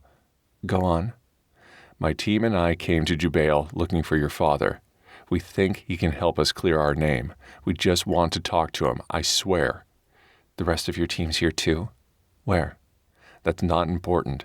What is important is the fact we've also uncovered evidence to suggest there's tracking software embedded in the files downloaded to the e-readers your foundation is distributing. Files that could be used by this sheepskin network to organize their attacks." "On my e-readers? And do you think my family had something to do with that?" Anger flashed across her face, sharpening her features as she pushed to her feet and paced the room. "Do you have any idea how many times my father's been accused of wrongdoing over the years? More than I can count." Toni laughed, a sound mirthless and brittle. "And every time he made the headlines, I took the brunt. Kids calling me names, thinking I was some kind of tainted goods because of my father's supposed shady dealings." She sniffed loud and stared up at the ceiling. "But even then, I stood by him. My dad makes a lot of money, Spencer. A lot. And rich men live by a different set of ethics. I'm not saying it's right or that my father's some kind of saint, just the opposite, in fact. But if you're insinuating he's involved in some kind of terrorism or murder plot, I refuse to believe it. He might be willing to bend the rules when it comes to his finances, but never with his values. He loves his country and he loves his ideals. Those are the only things that matter to him." The way her voice cracked over the last words damned near killed him. He exhaled slowly. "I'm sure he loves you. He's your father." When she didn't answer after, he forced himself to focus on the task at hand. She didn't want to believe bad things about her father, which was understandable, but that didn't make the accusations any less true. "Okay, suppose your dad doesn't know about the hidden files either." "Yeah, right. Maybe someone at the manufacturing facility for the devices is loading them on there. We need to find Coran so we can question him. He might be our only shot of clearing our names in regards to Nick's murder and solving this whole sheepskin mystery." Toni stood motionless, all the fight seemingly gone out of her. She still wouldn't look at him, and Spencer missed the spark of defiance in her dark eyes. Seconds ticked by, and it seemed more and more likely she'd walk out without another word. Then finally she sighed and looked up at him again, her expression defeated. "What kind of tracking software?" "Not sure yet. My team leader Kyle still needs to brief me on all the details. I'll let you know when we find out, though. Will you let me take a look at your phone?" Her gaze narrowed. "And why should I trust you?" He rose to his feet and moved closer, as if drawn by some invisible cord. Leaning a hand against the wall beside her, Spencer felt the heat of her penetrate the crisp cotton of his dress shirt. "Because right now, I'm all you've got, and I made a promise to protect you no matter what. A promise I intend to keep, sweetheart.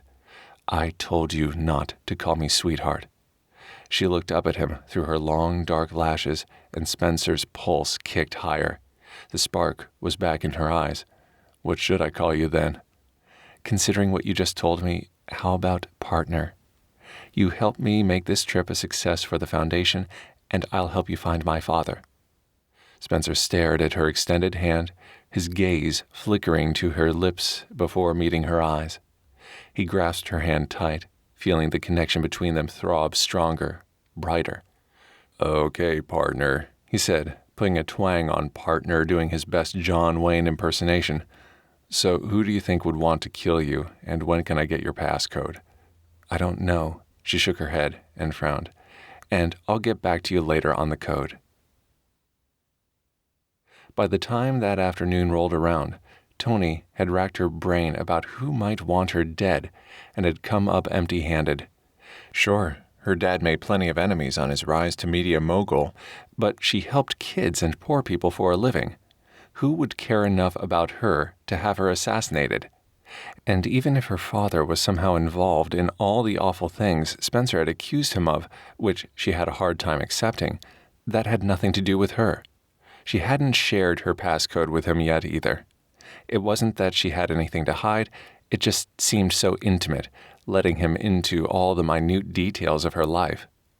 Spencer had been on the phone with his team for most of the day, discussing what had happened and running possible scenarios for the days ahead, coordinating her security and looking totally in his element. She might have fired the guy earlier, but she'd quickly rescinded that after the sniper attack. Yeah, he was an insufferable pain in her butt sometimes, but he also had managed to keep her alive, and for that she was beyond grateful. She needed him, pure and simple, even if she didn't want to tell him that. Not yet, anyway. In the midst of all the chaos, she'd also managed to hold her mini-conference for the press to answer their questions and get some of the preliminary setup done for the huge PR event the next day in the resort's massive banquet room. Unfortunately, thanks to the sheer number of invitations Sheikh Saeed had sent, what had started as a simple speech followed by a sit-down dinner for the main PR event had now ended up morphing into a full-blown extravaganza, a 7-course fundraiser dinner with a black-tie gala ball to follow and an antiques auction to boot, all thanks to the nearly round-the-clock efforts and seemingly endless resources of Sheikh Saeed. Surprisingly, the auction had been the idea of Spencer and his team, and much as she hated to admit it, it was a good one. If there was one thing most rich people loved to do, it was to flaunt their wealth. "Hey, can you pass me the leftover hummus?" Spencer asked from across the table. She shoved the bowl over in his direction, along with the plate of fresh crackers Ayan had provided, then continued typing out her list of needed items for the banquet hall caterers. Always lingering in the back of her mind, though, was their conversation from earlier. The truth about why Spencer had actually agreed to work for her and his accusations about her father. Not that she'd been shocked, really. She'd always suspected her father might be up to no good, but she'd never voiced those concerns aloud, had barely let herself acknowledge them. Nor would she until Spencer and his team provided her with substantial proof. She was a trained attorney, after all, even if she'd never sat for the bar exam. But the idea her father, who'd always prided himself on his stellar reputation in the business world, might somehow be involved with terrorists? An involuntary shudder ran through her, despite the desert heat. "You okay?" Spencer asked, his gaze concerned as he peered over at her. "Fine." She looked away fast, but not before noticing a cracker crumb stuck to the side of his mouth. She had the crazy urge to reach over and brush it off for him, maybe lick the spot to see if he tasted as good as he looked. Nope, not going there. After all, the guy had hacked her personal files. One didn't just forget about that, no matter how handsome the man was or how noble his intentions. She'd gone in first thing afterward and changed her passwords, then continued to do so every hour since, for a total of 5 hours, just to be on the safe side. They might have formed a partnership, but that didn't mean she trusted the guy completely. Not yet, anyway. "Isn't it time for your hourly perimeter check?" "I didn't realize my schedule was so important to you." "It is when you're on my payroll." Spencer stood and patted the weapon holstered at his waist. It still bothered her, having a loaded firearm around, despite his confession earlier. And he seemed to have no bones about flaunting it in plain sight, especially since their surprise attack this morning. She supposed having an armed bodyguard should have made her feel more secure, but it only made her jumpier and more nervous than ever. Every loud noise, every sound basically, made her twitch and duck and want to hide under the nearest table. He'd gotten up every 60 minutes, like clockwork, to assess the area for any threats, checking all the doors and windows before creeping out onto the balcony to scan the rooftops of the adjacent buildings. Toni had never been one for brute shows of force, but even she had to admit having her own private SEAL protector was pretty damned hot. She glanced over at him as he stalked out of the room, doing her best not to stare at his muscled, tight butt. Even dressed in what should have been a hormone-neutralizing outfit of plain khakis and white button-down shirt, the man was built. The fact he'd also removed his tie, leaving the collar of his shirt unbuttoned to expose a few extra tantalizing inches of his tanned throat, didn't escape her attention either. 20 minutes passed before he returned and took his seat in the interior dining room again, clicking the safety on his weapon before replacing it in its holster. He cocked a brow at her and gave her a challenging stare. "Satisfied?" "Yes." "No." The blatant suggestion in his tone left little doubt about his double meaning, but she refused to take the bait. Honestly, they were both a bit stir-crazy, having been holed up in here since the mini-conference first thing this morning, but she wasn't sure she was ready to face any more crowds downstairs, so she tried some small talk instead. "Your team have any new thoughts on who this sheepskin person might be?" "Other than your father?" he asked, his tone deadpan. "A few." "Care to share?" "Not really. Other than when I talked to my team leader earlier, he said word on the Black Ops street was they may be using a nearby village as a training center for their fighters." "Wow. Anything else?" He narrowed his gaze on her. "Ready to share your passcode yet?" "Nope." "Then nope. I got nothing else either." He sat back and crossed his arms, ending their conversation. Fine with her. Frankly, this quiet time was precious to her. After today, her schedule demanded she be in the public eye constantly until her trip was done, and she really just wanted to savor the last few hours of privacy she had in peace. She got up to stretch her legs and wandered over to the doorway to peer at the windows beyond. The day outside was beautiful, warm and sunny, with blue skies as far as the eye could see. Seemed a shame to stay cooped up inside, even with the threat of imminent gunfire at any time. Toni glanced over at Spencer, gaze narrowed. He was a trained SEAL, paid to keep her safe and secure no matter the location. On her previous trip to Jubel, she'd asked her driver to take her someplace off the beaten path, someplace green and lush and full of natural wonder. He'd driven to a remote oasis that had been like a dream come true. She hadn't thought there would be time to revisit it on this trip, but with Spencer's help, she'd managed to get the mini-conference business handled with time to spare. He'd stepped in where her assistant usually would have, proving himself helpful in more than just a bodyguard capacity by putting his military-trained strategy skills to good use, coordinating each facet of her event precisely, and organizing the disparate volunteers into a cohesive whole. For that, She was both shocked and grateful. Looking at him now, Toni noticed the way he kept fidgeting in his seat, then toying with the tie he'd tossed haphazardly on the table earlier. Maybe they could both use a break.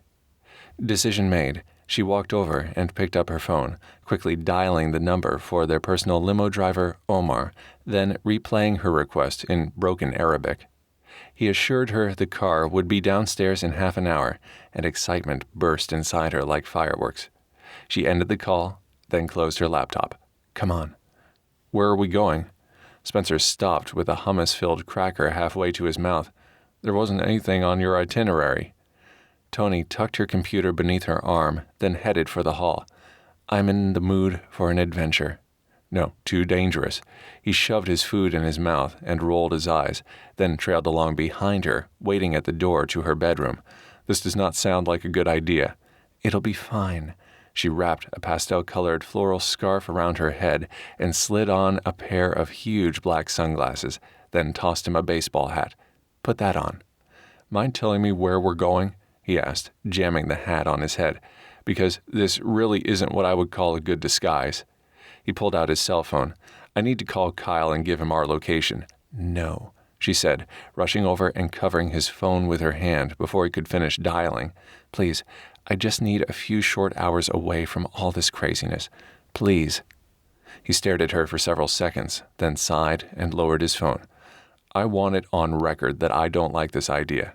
At all. Her smile widened into a full-blown grin of gratitude. Thank you. Now. She adjusted his hat a bit. It's not the perfect disguise, you're right, but it's enough to get us out of the hotel undetected. Oh, and grab your swimsuit if you have one.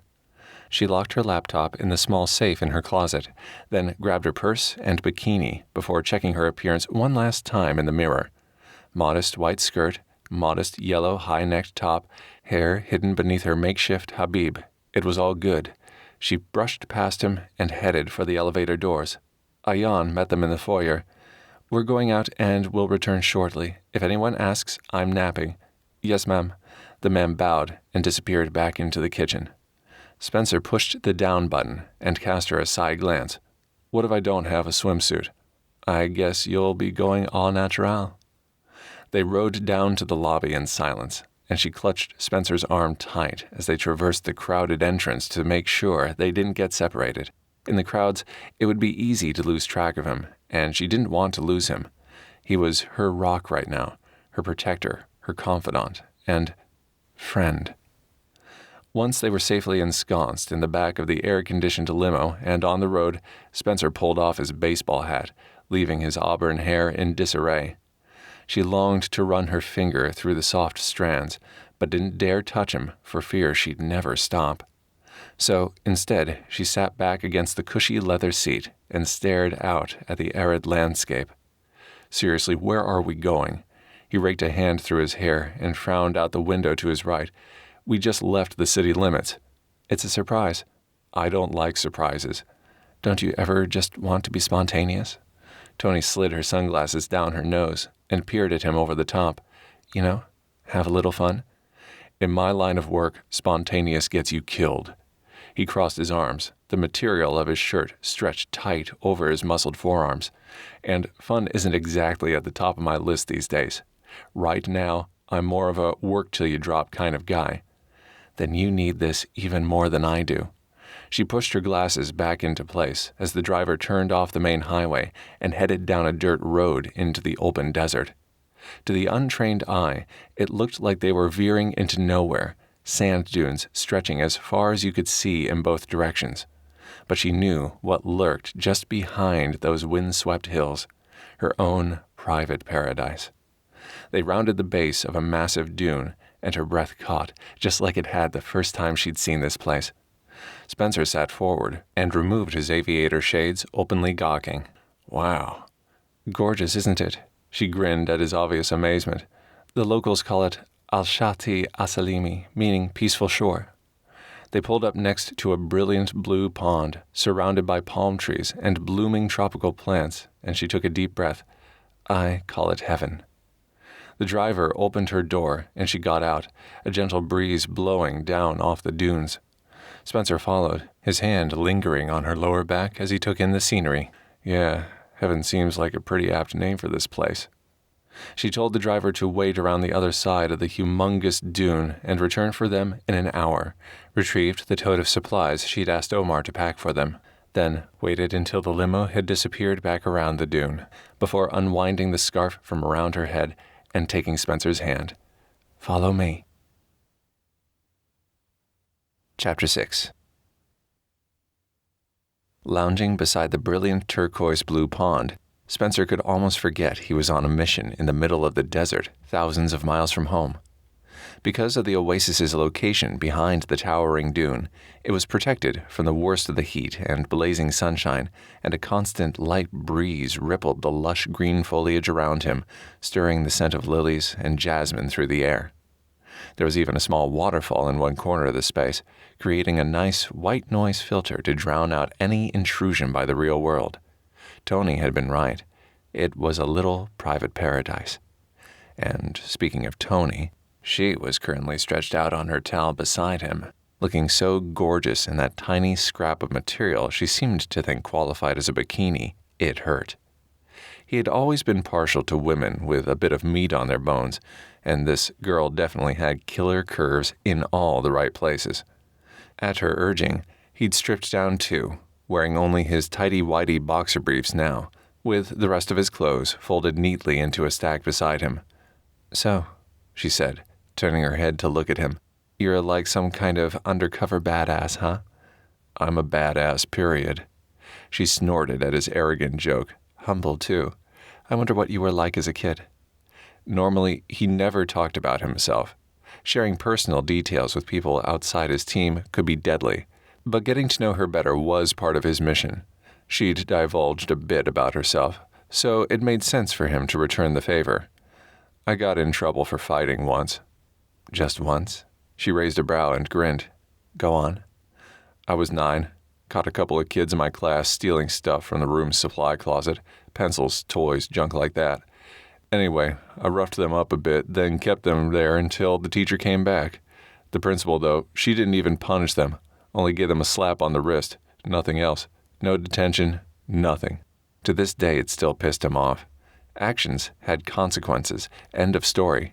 He shook his head and looked away, staring across the pond. I was pretty bummed, so I went home and told my dad what had happened, and he told me something I'll never forget.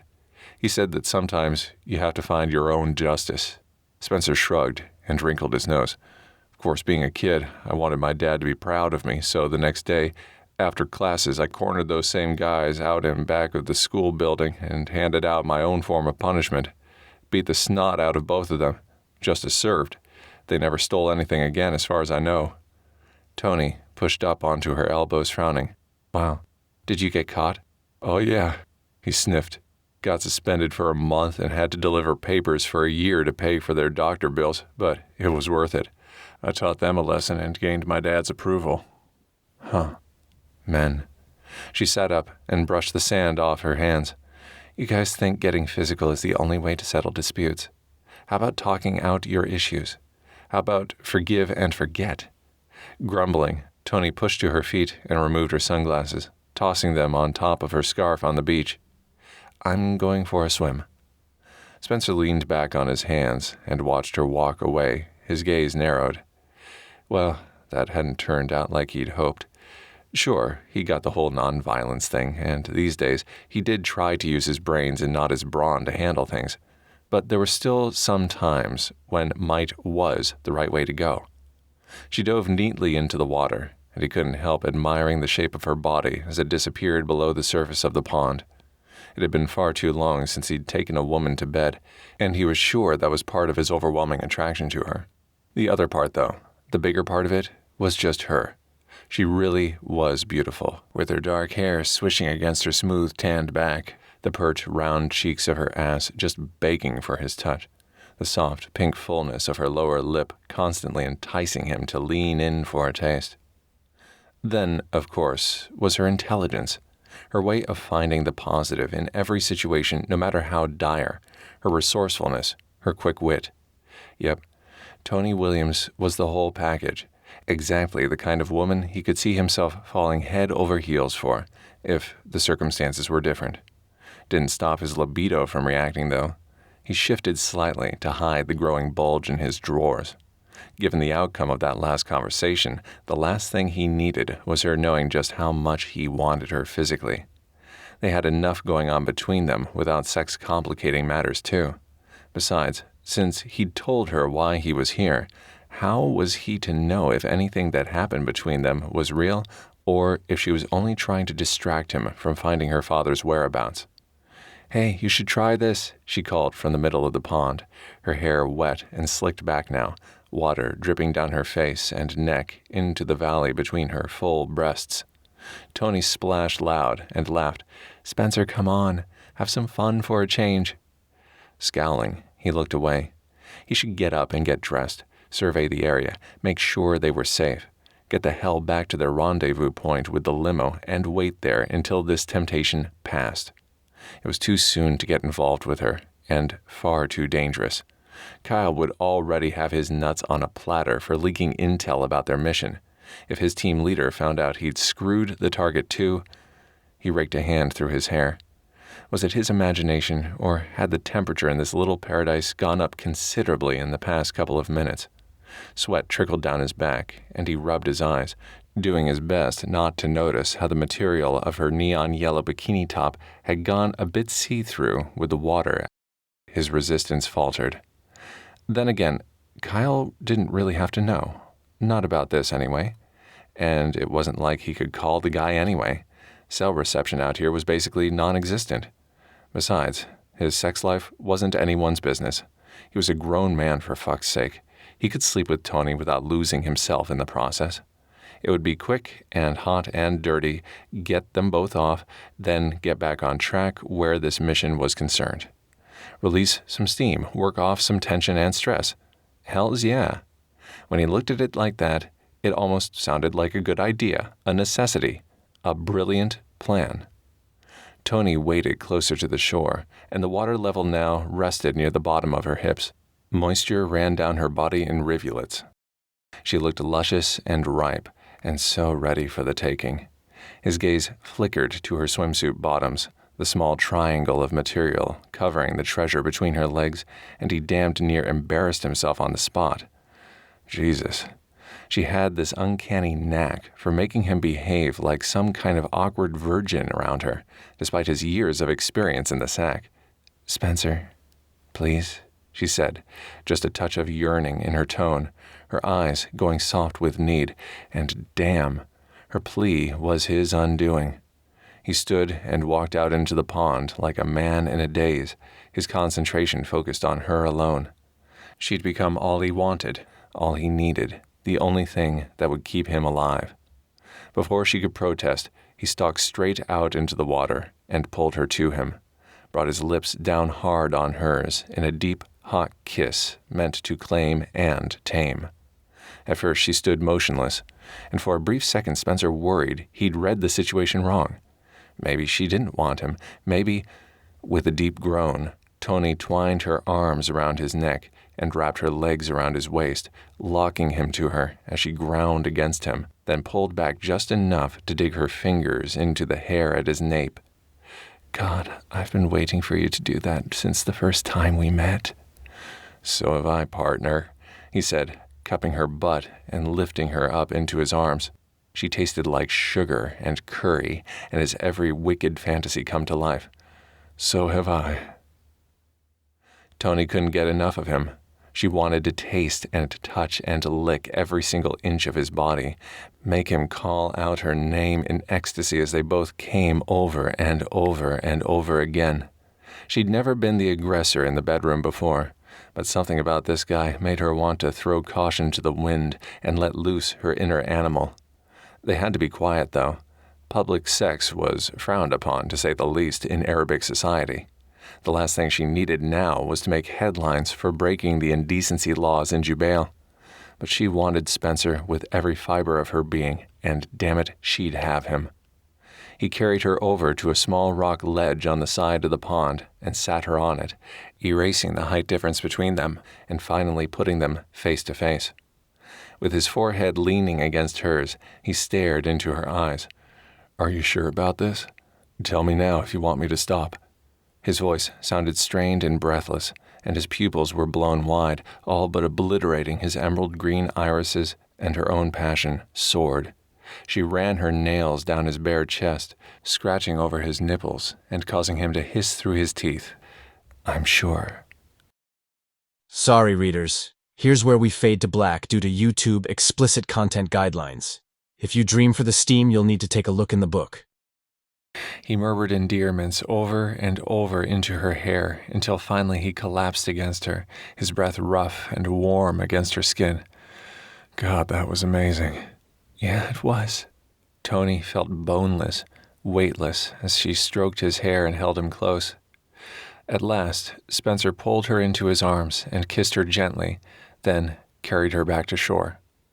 Once they were stretched out on their towels again, she snuggled her head against his chest and held on to these last few minutes of solitude. He ran his fingertips lightly over her arm and shoulder while they dozed lightly. Then he spoke in hushed, soothing tones, seemingly as reluctantly to lose the intimacy between them as she was. I told you about me as a kid. What about you? What sparked your love for reading? Pain pinched her heart, despite her haze of euphoria. You really want to know? I asked, didn't I? The same thing that made you fight those kids. You stole books? He looked down at her with an expression of mock horror. No. She smacked him on the chest, and he laughed. I wanted my father's approval. By reading. She realized how pathetic that sounded, but it was the truth. Growing up, my dad paid for everything in my life. Food, shelter, education. But I wanted the one thing his money couldn't buy. His attention, his approval, his love. Spencer held her tighter. I'm sorry. Toni shrugged. It is what it is. It's not like I was abused or anything. Just lonely, I guess. And how did reading play into that? For as long as I could remember, all my dad talked about loving was his books, his collection of rare first editions. So I figured if he loved his books that much, then maybe I could make him love me like that too, by reading. Man. Spencer pressed his lips to the top of her head. That sucks. No kid should ever have to earn their parents' love. You're one to talk? She leaned up to look at him. Isn't that exactly what you did? In a way, I suppose.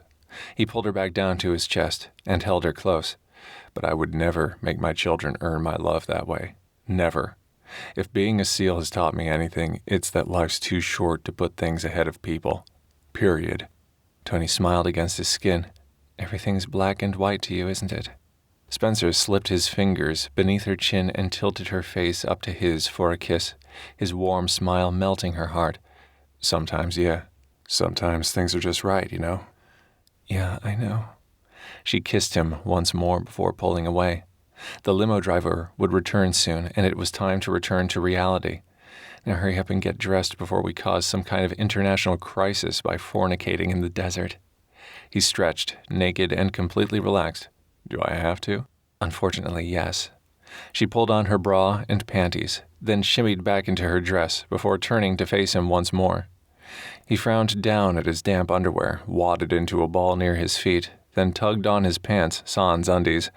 The thought of him going commando beneath his crisp business attire made her blood sizzle with lust once more, but there wasn't time.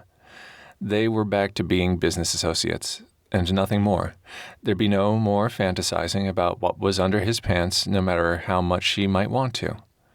The sound of a car engine grew nearer, and she picked up his discarded boxer briefs and shoved them in their tote before sliding her feet into her sandals and starting back toward the entrance to the oasis. This had always been one of her favorite spots in Jubel, and now it would forever remain unforgettable because of him. At the last moment, she rose up on tiptoes and pressed one final kiss to his cheek. Thank you. For what? He asked, frowning down at her before slipping his aviator shades back into place. For today. My pleasure. From his cocky grin and raised brow. Definitely. Chapter 7.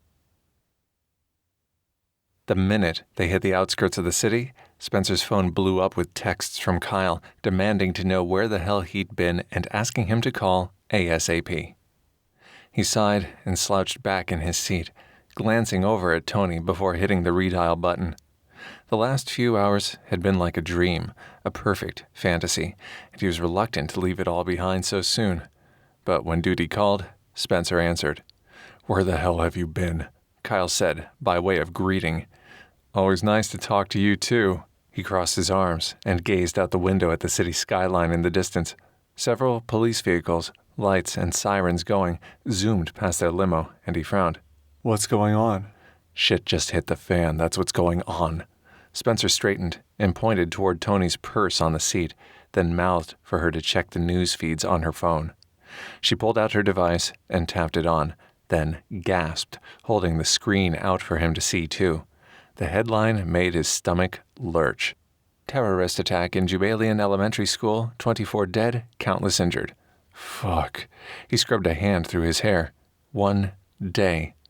Seems he couldn't take one goddamn day for himself without the whole world going to hell. The training village? Yep. Based on the codes Haley found embedded in Natalie's book, Sheepskin was specifically targeting Miles Arietta. Every muscle in Spencer's body clenched at the name. He should have taken that asshole out when he'd had the chance back in Afghanistan, but human decency had gotten the better of him.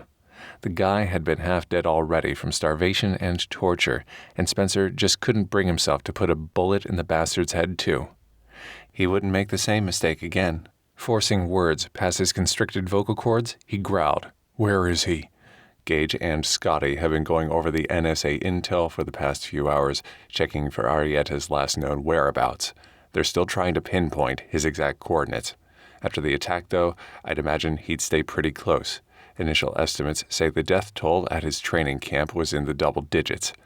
That's got to set him back, fighter-wise. Now you answer my question. What question? Don't give me that insubordinate attitude, Lieutenant Nixon, or I swear to God I will have you working desk duty out of a closet in some DC backwater so fast your fucking head will spin.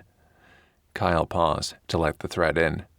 The team was like family, and Kyle always followed through on his promises. This mission is too important to compromise. Now where the hell were you? Spencer considered lying, then decided to go with the truth. Considering the apocalypse that had erupted while he was gone, he was in enough trouble already. "I was with Toni. She wanted to get away from the city for a while, so we went to this oasis in the desert for a few hours." "I see." Kyle's tense disapproval rippled through the phone line. "So, while you were lounging around beneath palm trees, Arietta could have easily taken out your little heiress, too." "No, damn it, it wasn't like that," he said, rubbing his eyes while guilt chewed a hole through his chest. Okay, it sort of was like that, unfortunately, but he would never tell Kyle that. "Look, I'm sorry. I had the situation under control at all times, all right?" "You're sorry. Well, maybe you can tell that to Toni Williams when she takes a bullet to the head. Tell her you're sorry you dropped the ball." "I didn't drop the goddamn ball." He glanced over at Toni and found her avoiding his gaze. "I had my target close and protected at all times." "Did you fuck her too?" Hearing Kyle reduce what he and Toni had just shared together to something so base and crude had Spencer ready to punch his fist straight through the car door. He lowered his voice to a menacing whisper. "That's none of your business." "Actually, it's very much my business, especially when it puts the rest of your team at risk, not to mention the people under your guard. I excused your behavior once already back in Kandahar, the day I ordered you to take out Arietta and you took pity on him instead. I won't make that mistake again. I'll take him out myself this time. Now, if you could start thinking with your brain again instead of your cock, I need you to focus on this mission." "Fine." "What the hell do you mean, fine?" "I mean my integrity is fine. I'm not compromised. My involvement with Miss Williams is strictly business." He looked over at Toni and met her dark gaze, saw both the question and the hurt in her eyes before he turned away. "I've got a plan to draw out Coran, and we'll get Arietta, don't worry." There was silence through the line for so long that Spencer checked to make sure they were still connected. "Hello?" Kyle exhaled slow. "Oh, I'll get him all right. If it's the last thing I do, bet on it. But if your involvement with Toni Williams compromises this mission in any way, I will pull you out. Understood?" "Yes, sir. A muscle ticked near Spencer's jaw as they passed through a police checkpoint at the city limits. One of the officers knocked on the back window of the limo, and Toni gave him an anxious look before opening it. "Hang on, Kyle," Spencer said, then leaned forward and forced a smile. "How can we help you today, officer?" "We're searching all vehicles going in and out of the capital, sir. Can you step out of the vehicle, please?" Both he and Toni exited while the police searched the car and the driver, then each of them. Toni looked scared for once as an officer patted her down. The same officer frisked Spencer too, then asked to see his credentials for his weapon before they were allowed back into the car to continue on their way. "What's happening?" Kyle asked once Spencer got back on the line. "Police search. Do we have any more intel on the Sheepskin Network's motivation this time? Killing kids isn't their usual MO." "No. But from the way the explosives were laid out, it sure looks like a deliberate attempt to kill Arietta. They found evidence of a terrorist lair in the school basement." Kyle gave a derisive snort, using little kids as cover for his sick operations, all to topple the U.S. from its superpower status. God, I can't believe he was one of us. Kyle exhaled sharply. Arietta had worked right under their noses as a CIA operative for years before deserting. Jesus, it's like tracking a ghost with his training and contacts. A ghost Spencer had all but escorted out the door. The same old recriminations weighed heavy on Spencer's mind. Could've, would've, should've. Just one trigger pull, one sniper shot, and the world would have been a safer place today. But he hadn't known. How could any of them have known that Arietta and his band of malcontents would grow into an international menace, nearly as deadly as ISIS, with twice the reach? Now, Spencer owed it to Kyle, owed it to Nick, to do what was necessary. "What do you want me to do?" "You focus on nailing down a location on Coran Williams. We still need to question him and find out what he knows and how he's connected to Sheepskin. I'll handle Arietta. Got it?" "Yes." Sitting on his ass wasn't exactly Spencer's forte, but he was on thin ice where Kyle was concerned. Best not to piss the guy off anymore. "I'll wait to hear from you." Kyle ended the call without another word, and Spencer sighed. That didn't sound like it went well. Toni stared down at her phone, not looking at him, her thumbs flying across her keyboard again. "Problems with your team?" "No." He'd already told her far more about what was going on than was prudent, and she'd given him nothing, information-wise, in return. She didn't need to know anything else for now. "It's fine. Talking to Daddy again?" "Funny. No," she frowned. "I told you he and I aren't close. I haven't heard from him in months." "What about the attacks? Wouldn't he at least want to make sure you're okay?" "I doubt he even knows I'm here." Spencer didn't believe that. Coran Williams was a billionaire media mogul. He had a network of eyes and ears around the globe. Come on, seriously. You expect me to believe that your father would let one of his most valuable and vulnerable assets travel anywhere without keeping tabs on you? Toni crossed her arms and stared out the window. "I told you we're not close like that." "You're his only child, Toni, close or not. And a link to him, a way to get under his skin." "Nope. Coran Williams might keep his distance from his only daughter, but he would sure as hell monitor her activities. Let me see your phone." Her gaze darted to his, wary. "Why?" "I want to check the SIM card. If your father's tracking you, I can have Haley check the ID number and backtrack the signal to find your father's current location." He reached for the device. She pulled it away, but not before he saw the text on her screen, who it was from. Williams Publishing. His blood froze. "So you are in contact with him. Why are you lying to me, Toni?" "I'm not lying to you." She clicked off the message. "I was texting a woman at the publishing company about the possibility of them donating some signed special editions for the auction." He gave her an incredulous look, and she turned away, crossing her legs too. "You know what? I don't care if you believe me or not. I don't have to prove myself to you. I get enough of that with my father, thanks." She scowled at her phone as she punched in a number, then stared out the windows. "Yes, this is the Red Crescent organization? Great. This is Miss Williams from Williams Wishes. I'm in Jubel for a press conference, and I'd like to help in the disaster relief efforts for the village attack." Frustrated, Spencer sat back in his seat and watched her.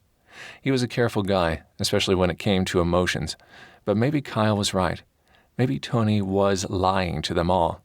Maybe she was feeding information to her father. And if that was the case, then he'd just played right into her hand today.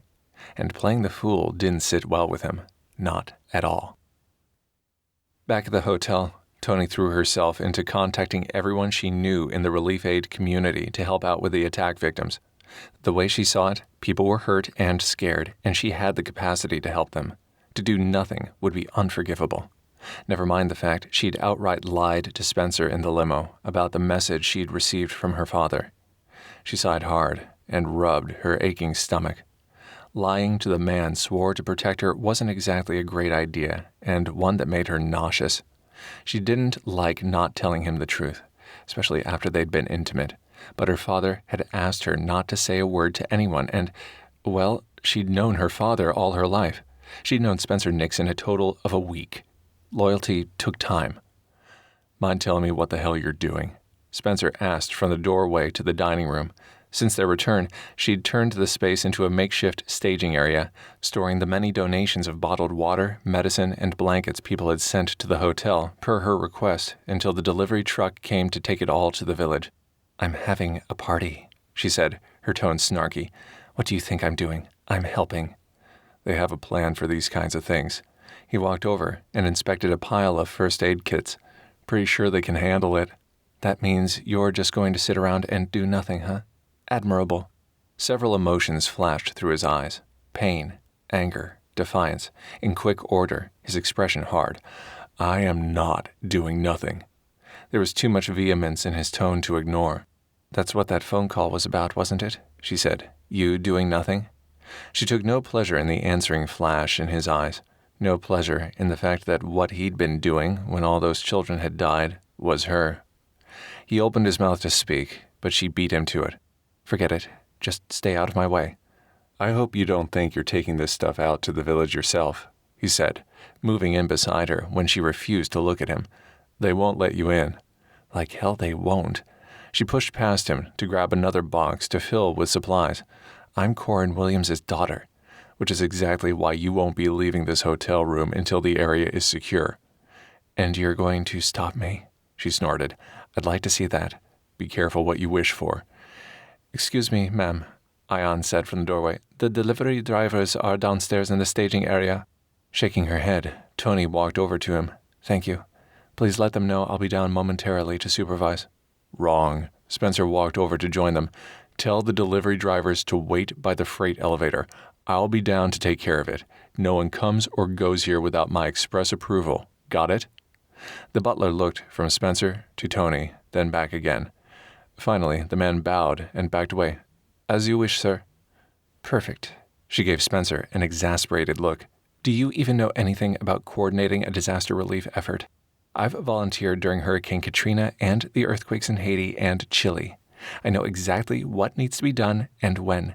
You don't have a clue." "Oh, I've got a clue all right."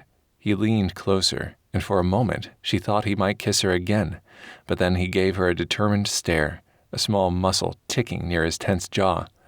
"I've helped out in more war-torn areas than you could ever dream of, partner.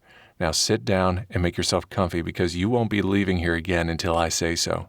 Understand? And stay the hell away from the windows." With that, he walked out, steam practically rising from his furious expression. Much as she hated to admit it, it was impressive, and more than a little bit of a turn-on, seeing him in full-on alpha male guardian mode, even if his overbearing ways chafed. And yeah, maybe he was right about her safety and security. Didn't mean she had to like being a prisoner in her own suite. She spent the next few hours trying to stay busy and not go stir-crazy, busying herself with finalizing the inventory rosters for the disaster relief drivers before they left. Keeping a record of the aid dispersed could be important later for those who had donated, as she knew from her own foundation. Then there was the final run-through for her speech at the PR event the next day. By the time all of it was done, evening had fallen. While Spencer took a shower, she went over her presentation several times, then ordered room service dinner for both of them before changing into her PJs for the night. After shoving her feet into her fuzzy pink slippers, she plugged her phone in on her nightstand and jumped a little when the device buzzed unexpectedly in her hand. On screen appeared a text from none other than her illustrious father himself. Her heart fluttered, then pinched at his rare show of concern. "Be careful." 2 words, nothing more. Toni blinked away the sudden sting of tears and shut off the device. Honestly, she had no reason to get emotional about anything from her father. Knowing him, there was an ulterior motive to his concern anyway. The guy never did anything without some kind of expected return on his investment. Most likely, he meant for her to be careful with his jet or his precious e-readers or some other such nonsense. The sentiment wasn't about her. With her father, his interest was never about her. She sniffled and went to hit delete, then hesitated as a noise sounded from across the room. Spencer watched her from the doorway to her bedroom. Toni didn't meet his eyes as she shut off her phone, sidled around him, and went back out into the hallway. "I ordered dinner while you were in the shower," she said. "Should be here soon." "Are you sure everything's all right?" he asked, walking beside her. He smelled of soap and clean, warm mail, and she wanted nothing more than to snuggle against him and have him tell her that everything would be okay. He took her arm and forced her to stop. "I can't protect you if you don't tell me the truth, Toni." "I'm fine. Everything's fine." She pulled free and went into the sitting room, where she flopped down onto the pillow-covered gold velvet sofa. "Don't worry about me." "It's my job to worry about you." His green eyes narrowed. "I don't want things to be weird between us because of what happened earlier." Her stubborn mind flooded with images of them making love before she shoved them away. "No," she scoffed, focusing on the throw pillow on her lap and not him. "Definitely not him. Of course not. We're good." "Really?" He moved closer, his warmth intoxicating as he took a seat beside her, far too close for her comfort. "I think you're lying." Flustered and more drawn to him than she cared to admit, Toni pushed as far back into the corner of the sofa as possible, hoping to put some distance between herself and temptation. "That's the second time you've accused me of that today." "Toni, The ding of the elevator had her jumping off the couch before he could finish whatever he'd been about to say. "That's our food. I'll get it." She was nearly out of the room when he called out from behind her. "Toni?" "Yes," she halted, not turning around. "We will finish this conversation." She didn't respond, just headed for the elevators. Chapter 8. The dress rehearsal room was more crowded than Toni had anticipated. Sheikh Saeed had apparently told all of his contacts who hadn't been lucky enough to score tickets to the main event to come today. Plus, there was an influx of interest from the press due to relief efforts at the attacked village. She couldn't be upset, though. The citizens of Jubel were showing their gratitude, and though she hadn't been looking for praise or recognition, that's exactly what she got. In fact, the response of the people attending had been so overwhelming, it had taken over a half hour just to make it from the entrance to the ballroom back to the stage where her table and podium were set up, what with all the handshakes and hugs and gifts. Spencer had thankfully kept the crowds at bay for the last 20 minutes or so, giving her a chance to go over her speech again and to make sure all the technology was working properly for her slideshow. He'd even insisted on running to the AV booth in the corner to double-check her USB connections for her, so she could stay on stage and completely focus on her upcoming speech. She was just about to check the microphone at the podium when someone grabbed her arm from behind. "Where is your father, Toni?" She whirled around to find a man she'd not expected to see again. Miles Arietta had attended several of her father's functions a few years earlier for Williams Publishing. He'd introduced them, stating Arietta was working on several projects for him. Miles had seemed polite enough, but there was always something about him that she didn't trust. Maybe it was his shifty eyes or his unsettled manner. Or maybe it was his tendency to bulldoze his way over whatever stood in the path of what he wanted and his misogynistic superior attitude. That had certainly been on display at her father's functions, too, the first time they'd met. He'd spent the entire night either talking over her or mansplaining the simplest things to her like she was an idiot or something.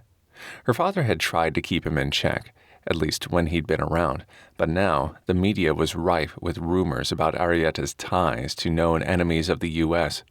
Even more reason to stay away from the man, especially here.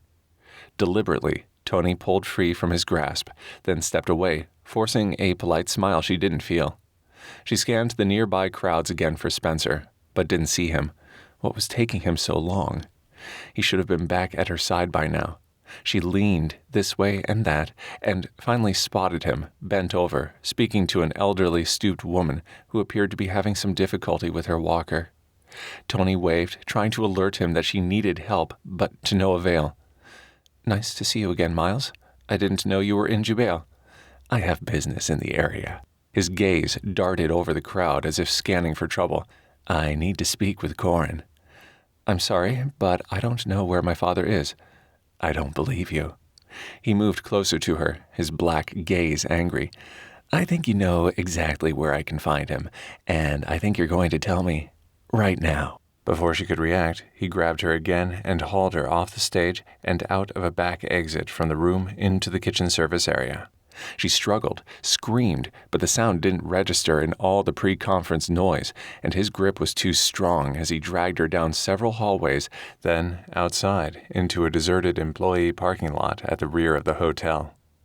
Well, deserted except for the local mercenaries who approached them, all dressed in black robes, mirrored sunglasses, and armed to the teeth with assault weapons and extra ammo. Stunned and scared, Toni attempted to hide behind Miles, but he stepped aside as the men approached, flashing her a sinister smile as one of the thugs pulled his gun and cocked the trigger, aiming the barrel right between her eyes. "Your father's location, Toni. Now, before my man's finger slips. It would be a shame to put a bullet in such a lovely brain." Your man?"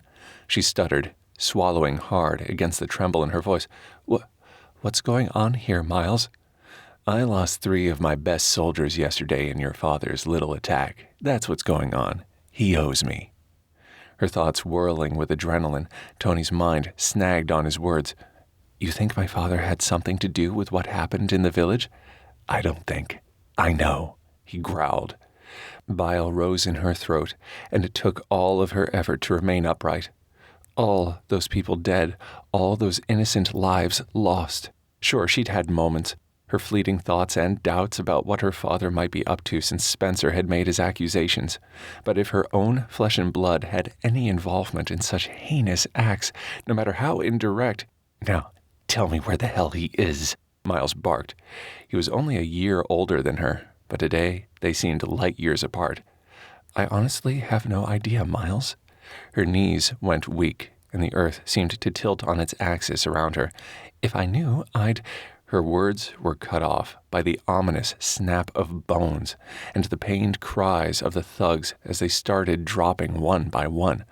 "What the—" Miles pulled Toni in tighter against him, his own pistol drawn now and pressed to her temple as he backed slowly away from the melee.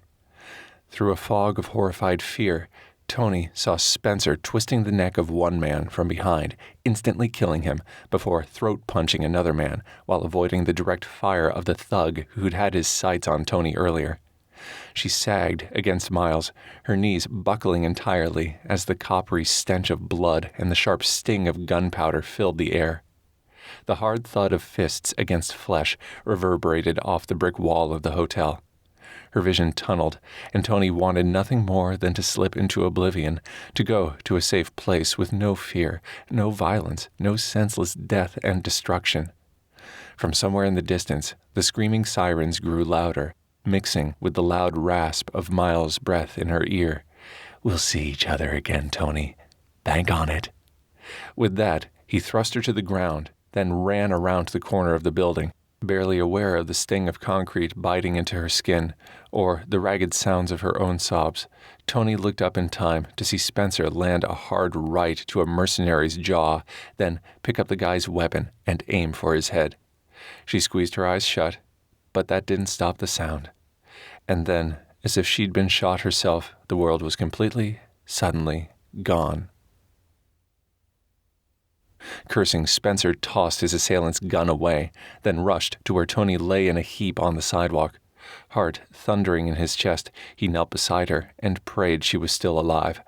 Slowly he turned her over onto her back and felt for a pulse, fast but strong. Thank God. Tires squealed, followed by the shouts of the local police.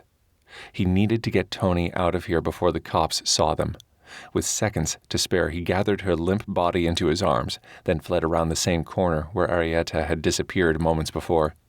He'd give anything he had for just one goddamned minute alone with that asshole. Toni moaned in his arms, and his breath caught painfully in his chest. Okay, maybe not everything.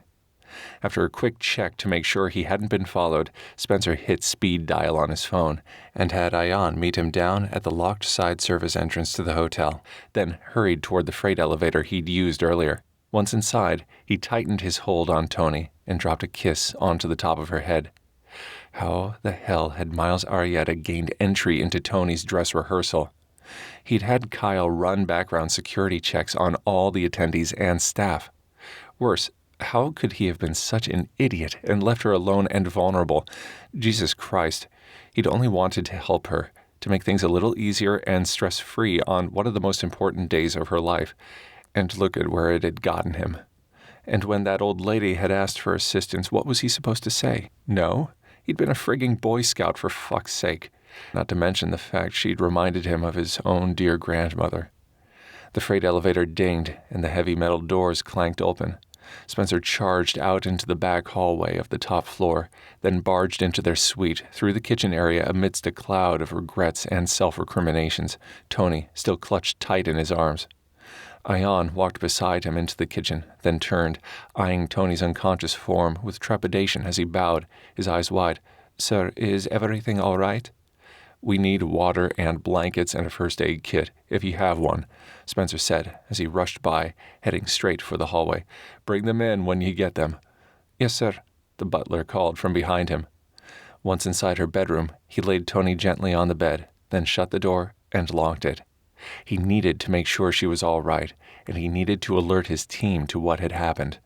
Killing those men downstairs didn't bother him. They were the enemy. Ruthless criminals who lived and died by violence. It was him or them, and he made damned sure he won. No, what bothered him was seeing Toni hurt by a man who he'd let escape.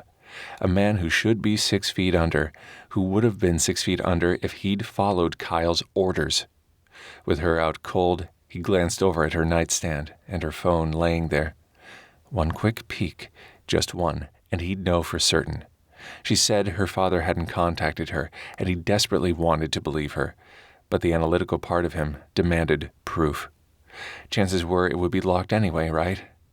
He punched the small button at the bottom of the screen, and the screen brightened. There was a photo of Toni hugging a small, tattered child, both of them smiling brightly. Her pretty face practically glowed with happiness and kindness. His heart squeezed tighter in his chest. She'd looked at him that way too, back at the Oasis. A man could wake up to that look every day and never grow tired of it. Then, the device buzzed and a text appeared on screen. "Be careful." From none other than Coran Williams himself. The message was time-stamped just a few hours earlier, but the fact remained.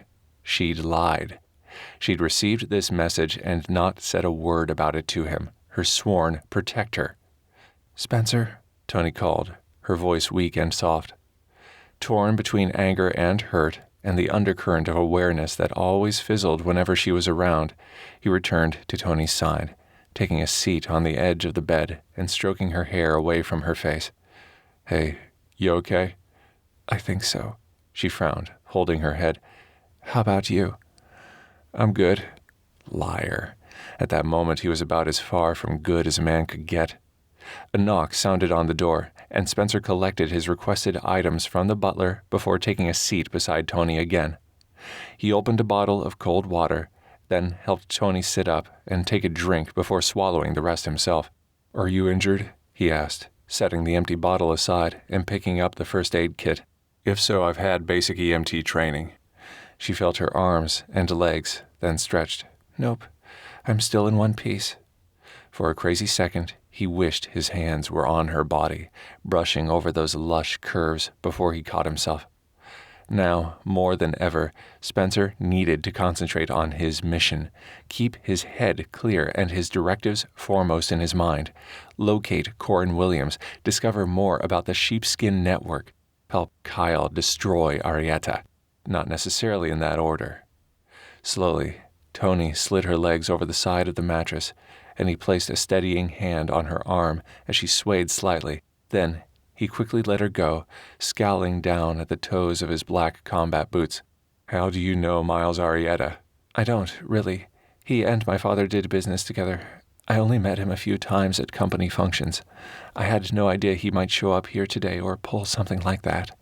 She shuddered and hugged her arms tighter around herself. "Why?" "What did Arietta want with you, Toni? What did he ask you?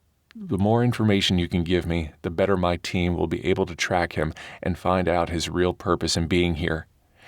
Each word he said cut like a razor in his throat, but he forced them out just the same. "Are you involved with Arietta? Is your father? Because if he is," he couldn't make himself say the rest, that if she was involved with a terrorist or harbored a father who was, then there was no way they could have any kind of a future together. Not that they would have one anyway, necessarily, but still. "I saw what you did downstairs," she whispered, her voice quivering, continuing on as if she hadn't heard him. "The way you handled those men, doesn't it bother you?" Tears slipped down her cheeks. Shock. She was probably in shock. "I wouldn't be very good at my job if it did," he said. "I don't kill innocents. Ever. I only take out people who deserve it." "And who decides who deserves it?" Toni shook her head, swiping at her cheeks. "I realize you probably saved my life, but all the violence and death, and for what?" "For safety, security, for freedom. There has to be a better way." "I agree, and as soon as someone finds it, I'll be the first in line to sign up. Until then, liberty has a price." "You sound just like my father," Toni said, her voice bitter. She gave a sad little laugh and rubbed her hands over her face. There was dirt on her cheek and scabs on both her knees, and all Spencer wanted to do at that moment was hold her close and protect her from every bad thing in the world. "I'm sorry. I'm sure you don't want to hear that." She glanced at him over her shoulder and gave a watery smile. "I know what you do is important, Spencer. I just never expected it to hit so close to home, that's all. I need some time to adjust." "Toni, I found—" Another knock sounded on the door, cutting him off. Spencer frowned. He wasn't expecting anyone else tonight. "Yes?" "There are some men here to see you, sir," Ian said. "And the banquet room manager called Miss Williams. They want to know if you'll be back down to continue the dress rehearsal." Toni took a deep breath, then shook her head. "Please extend my apologies to the manager and tell him something unexpected has come up. I'll call him later to reschedule for early tomorrow morning." "Very good, ma'am." Ian bowed, then closed the door behind him. Spencer stood and typed in a quick text to Kyle on his phone, hitting send before looking at her again. Arietta just tried to snatch Toni. Got her to safety, in hotel suite now. "I alerted my team about what happened downstairs," he said. "And I'm assuming it's local law enforcement who's here now, meaning they'll have questions for both of us." "Great." Toni ran a shaky hand through her tousled hair, then checked her appearance in the full-length mirror beside her closet. "Any way you can stall them for a few minutes while I freshen up?" "Sure thing." He gave her a long, last look before leaving. Talking to the police right now was the last thing he wanted to do, but if he stayed in that room much longer, he wasn't sure he could keep his hands to himself. He walked out into the sitting room, only to find it wasn't the cops at all. It was his team. "Christ on a cracker, man," Gage said from the middle of the foyer, gawking. "Live like a king much?" "No kidding." Scotty shook his head and gave Spencer a what-the-hell look. "How come he gets to stay here while we hide out in Motel Hell?" "Because Spencer is lead operative on this mission," Kyle said, watching them all from the corner of the room and holding up his phone, where Spencer's latest text glowed bright on the screen. "At least for now. Good thing we decided to show up, dude? Given that the terrorists decided to crash your little party." Gage grabbed a handful of grapes from a platter of fresh fruit Ian had set on an ottoman, then stretched out his long form on the gold divan. "Would have showed up sooner if we'd known how pimped out you were." Spencer exhaled loud and sank into one of the sitting room's overstuffed armchairs, this one upholstered in deep purple. Seemed every square inch of the place was festooned in some jewel-toned shade. Got that right. Scotty picked up a golden candelabra from a side table and squinted at the bottom. You have any idea how much this place runs a night? No, he wasn't footing the bill, so he figured it was none of his business. Try $22,000. Kyle pushed away from the corner. Thankfully, it's being funded by Sheikh Saeed and not the American taxpayers. Spencer gritted his teeth in annoyance and studied his fingernails. Anyone interested in discussing the kidnapping Arietta attempted on my target, considering that's why we're here? You've confirmed Arietta's involvement? Kyle leaned against the wall opposite Spencer's chair. Yes, I was there, remember? Any idea how he knows Miss Williams? She said he did some business with her father a few years ago. That fits in pretty neatly with what we found then, hey Kyle? Gage said around a mouthful of food. Yeah? Spencer glanced up at his team leader, scowling. And what's that? We have reason to believe Coran's more deeply involved with the sheepskin network than we first realized, Kyle said. How? From the codes Haley's deciphered on the e-readers so far, the files could only be used for one purpose, to act as some kind of message system, to infect these cells, then alert interested parties to their whereabouts. Wait, you mean the sheepskin network is actually designed to destroy the terrorists? Seems that way, Gage said after popping another grape into his mouth. Even if they do go about it in their own sick and twisted way. Scotty sank down into the other armchair next to the divan. And if Coran's publishing company has direct oversight of which books go on which e-readers, then Coran Williams could be the mastermind behind it all. Kyle finished. He could be sheepskin. Spencer dropped his head back against the chair and stared at the mosaic ceiling above. Wow, I guess that does make sense.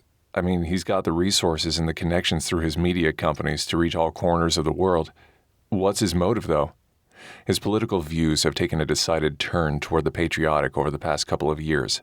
Everything from rallies to fundraisers to national conventions, he's turned into a real martyr when it comes to his causes of late. Practically bleeds red, white, and blue these days, Kyle said. Wouldn't take much to push a man like that over the edge. Huh. Spencer closed his eyes and took a deep breath. Maybe that's why he's gone into hiding, too. Maybe he's gone underground to focus on his network priorities. Coordinating the bombing of schools isn't exactly something you want out in the open, right? Putrid thing is, for a guy like Coran, he probably thinks what he's done is okay. I'm sure he justifies it under acceptable losses. Scotty shook his head. Man, can you imagine having that guy for your dad? No, Spencer said, gazing across the room at his buddy, a fleeting image of the text he'd found on Toni's phone flickering through his mind. He hadn't had a chance to ask her about it yet, but he would. She might still be talking to her father, but he refused to believe she'd take part in his heinous activities, no matter how noble the end goal. I doubt Toni's got any idea, though. Any idea about what? She said, coming into the room with her hand extended toward Kyle. Hello, I'm Toni Williams. I don't believe we've met. Chapter 9. Kyle Matthews, the tall, black-haired man, said. His grip was firm and confident, though a hint of wariness lurked in his hazel eyes.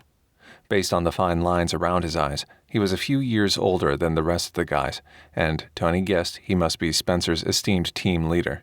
Nice to meet you.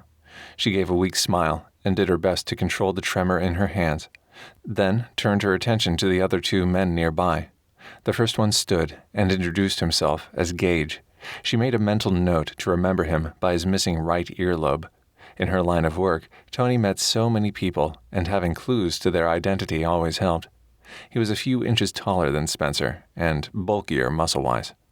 And I'm Scotty Devonshire, the second man said, flashed her a dazzling smile and a coy wink. I'm sure Spencer has told you all about me. Spencer hadn't, actually, but from the top of this guy's buzz-cut blonde hair to the tips of his black combat boots, he was every inch the debonair flirt. Hope my best bud here is treating you well. Toni glanced sideways at Spencer, only to find him frowning darkly. If she didn't know better, she would think he was jealous. But that would be ridiculous, right? Sure, they'd had sex at the Oasis, but she never dared hope for more beyond that point, and he wouldn't offer, would he? She cleared her throat and smoothed a hand down the front of the clean pink t-shirt and jeans she'd changed into. Yes, Spencer's been quite helpful since he hired on as my bodyguard. Gage snorted and resumed his seat on the divan. That'd be a first, then. Yeah, I'm sure he's enjoying this job, Scotty said, chuckling as he took a seat back in his armchair. Guarding your body. Beside her, Spencer snarled, Watch it. What? Scotty raised a blonde eyebrow, his expression amused. You heard me. Spencer stared across the space at his friend, giving him the equivalent of a visual, fuck you. You think I'm scared of you, bro? Scotty glared. We can settle this outside right here, right now. Any time, Spencer said, practically bristling with testosterone. Bring it. That's enough, Toni snapped, clutching at Spencer's arm. I've had enough confrontation today to last me a lifetime. Her voice went high-pitched and wobbly. Please sit down.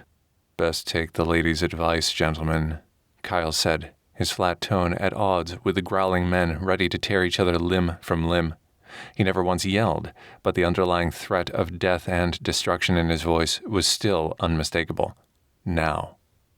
Grumbling, both men took their seats again, while Gage shook his head and grinned.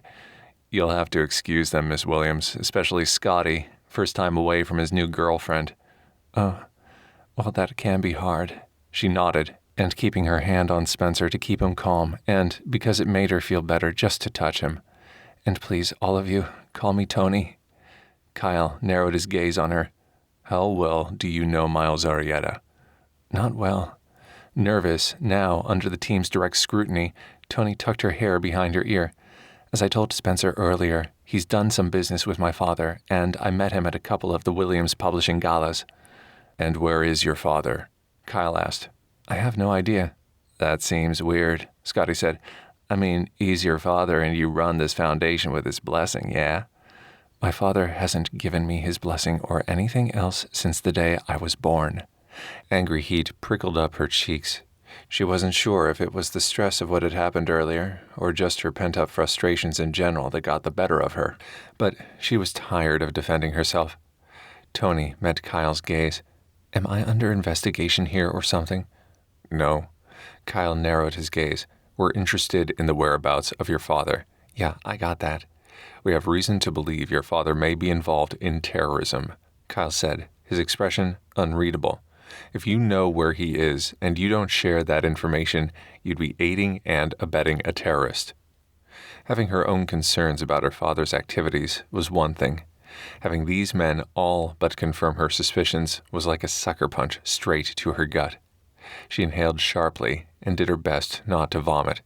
He's my family, my flesh and blood, and that's what we're afraid of. Excuse me? Just sit down, Spencer said, took her hand, and pulled her down onto the chair beside him. I know this is a lot to take in, but we really need to talk to him. That's all. Just talk. And I saw your text earlier, the one from your dad. What? She tried to pull her hand free from his, but he held tight.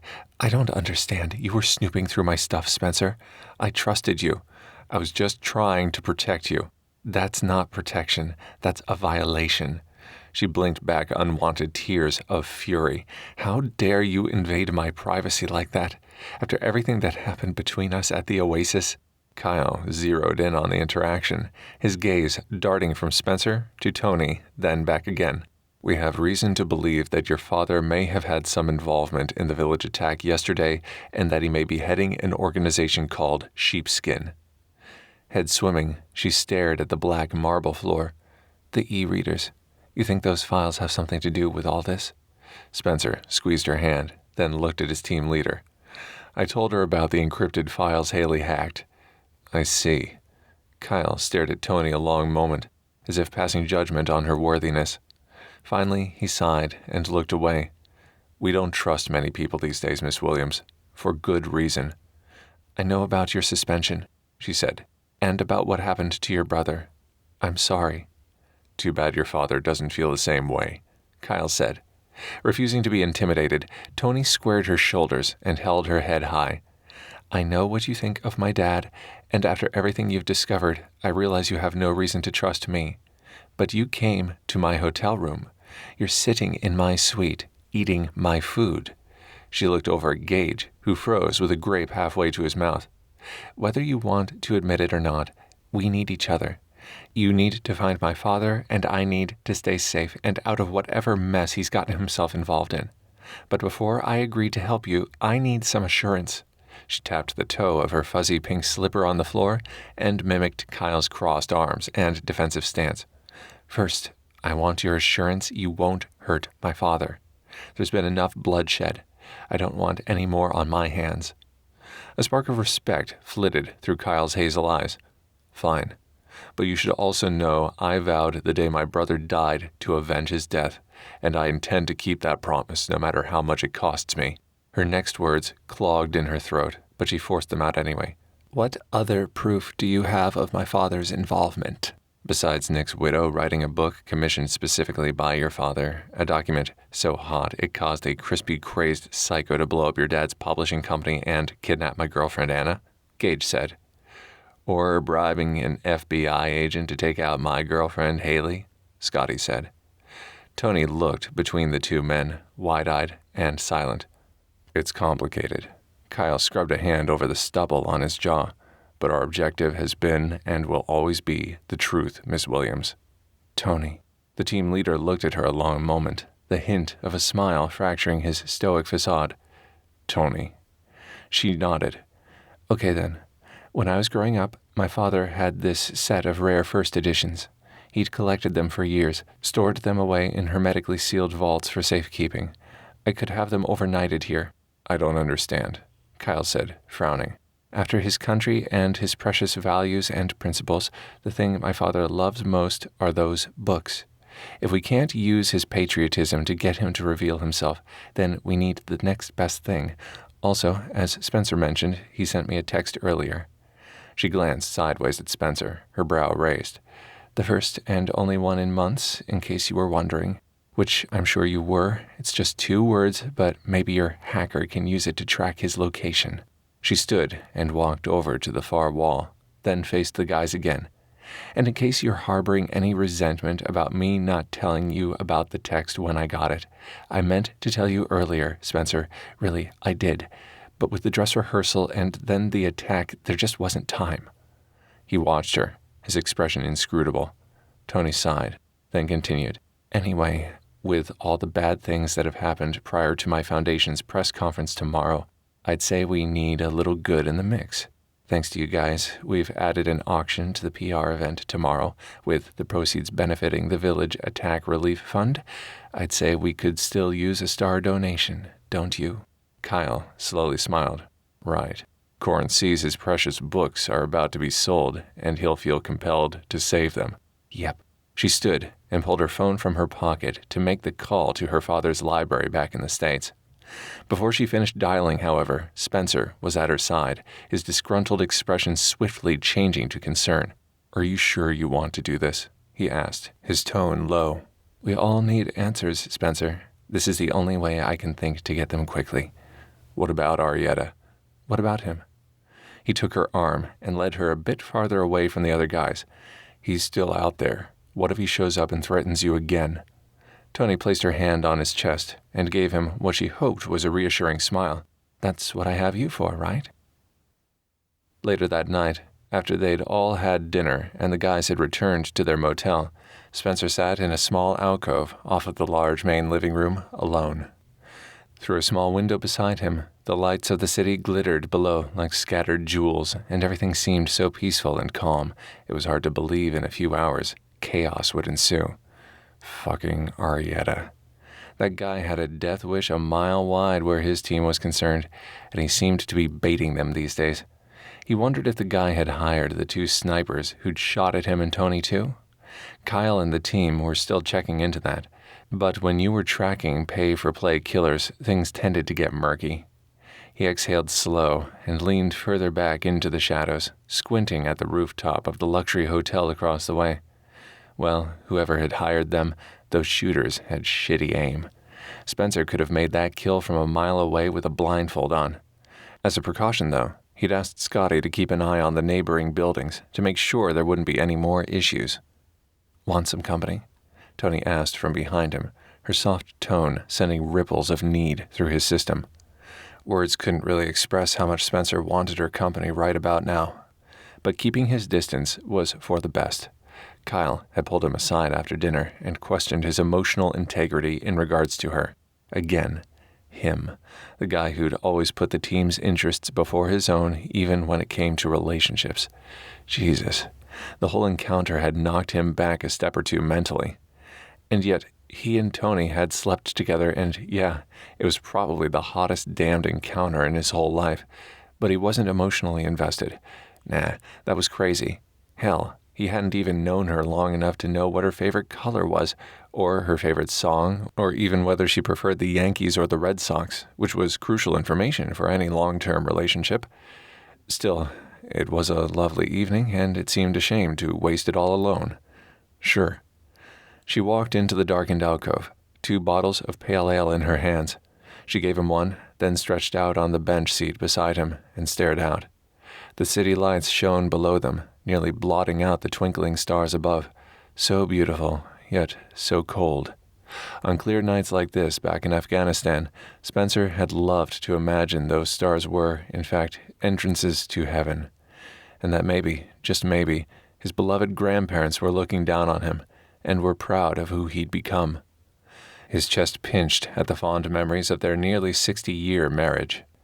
Toni came closer to his ideal than any woman had in years. She was funny and smart, and she challenged him to see the world differently. No easy feat when it came to a guy who specialized in knowing all his angles and the precise placement of every shot within a 500-foot radius. The calm before the storm, huh? She turned her head to peer at him through the gloom. A sliver of moonlight shone through the window, and a slight breeze sent the gauzy curtains billowing.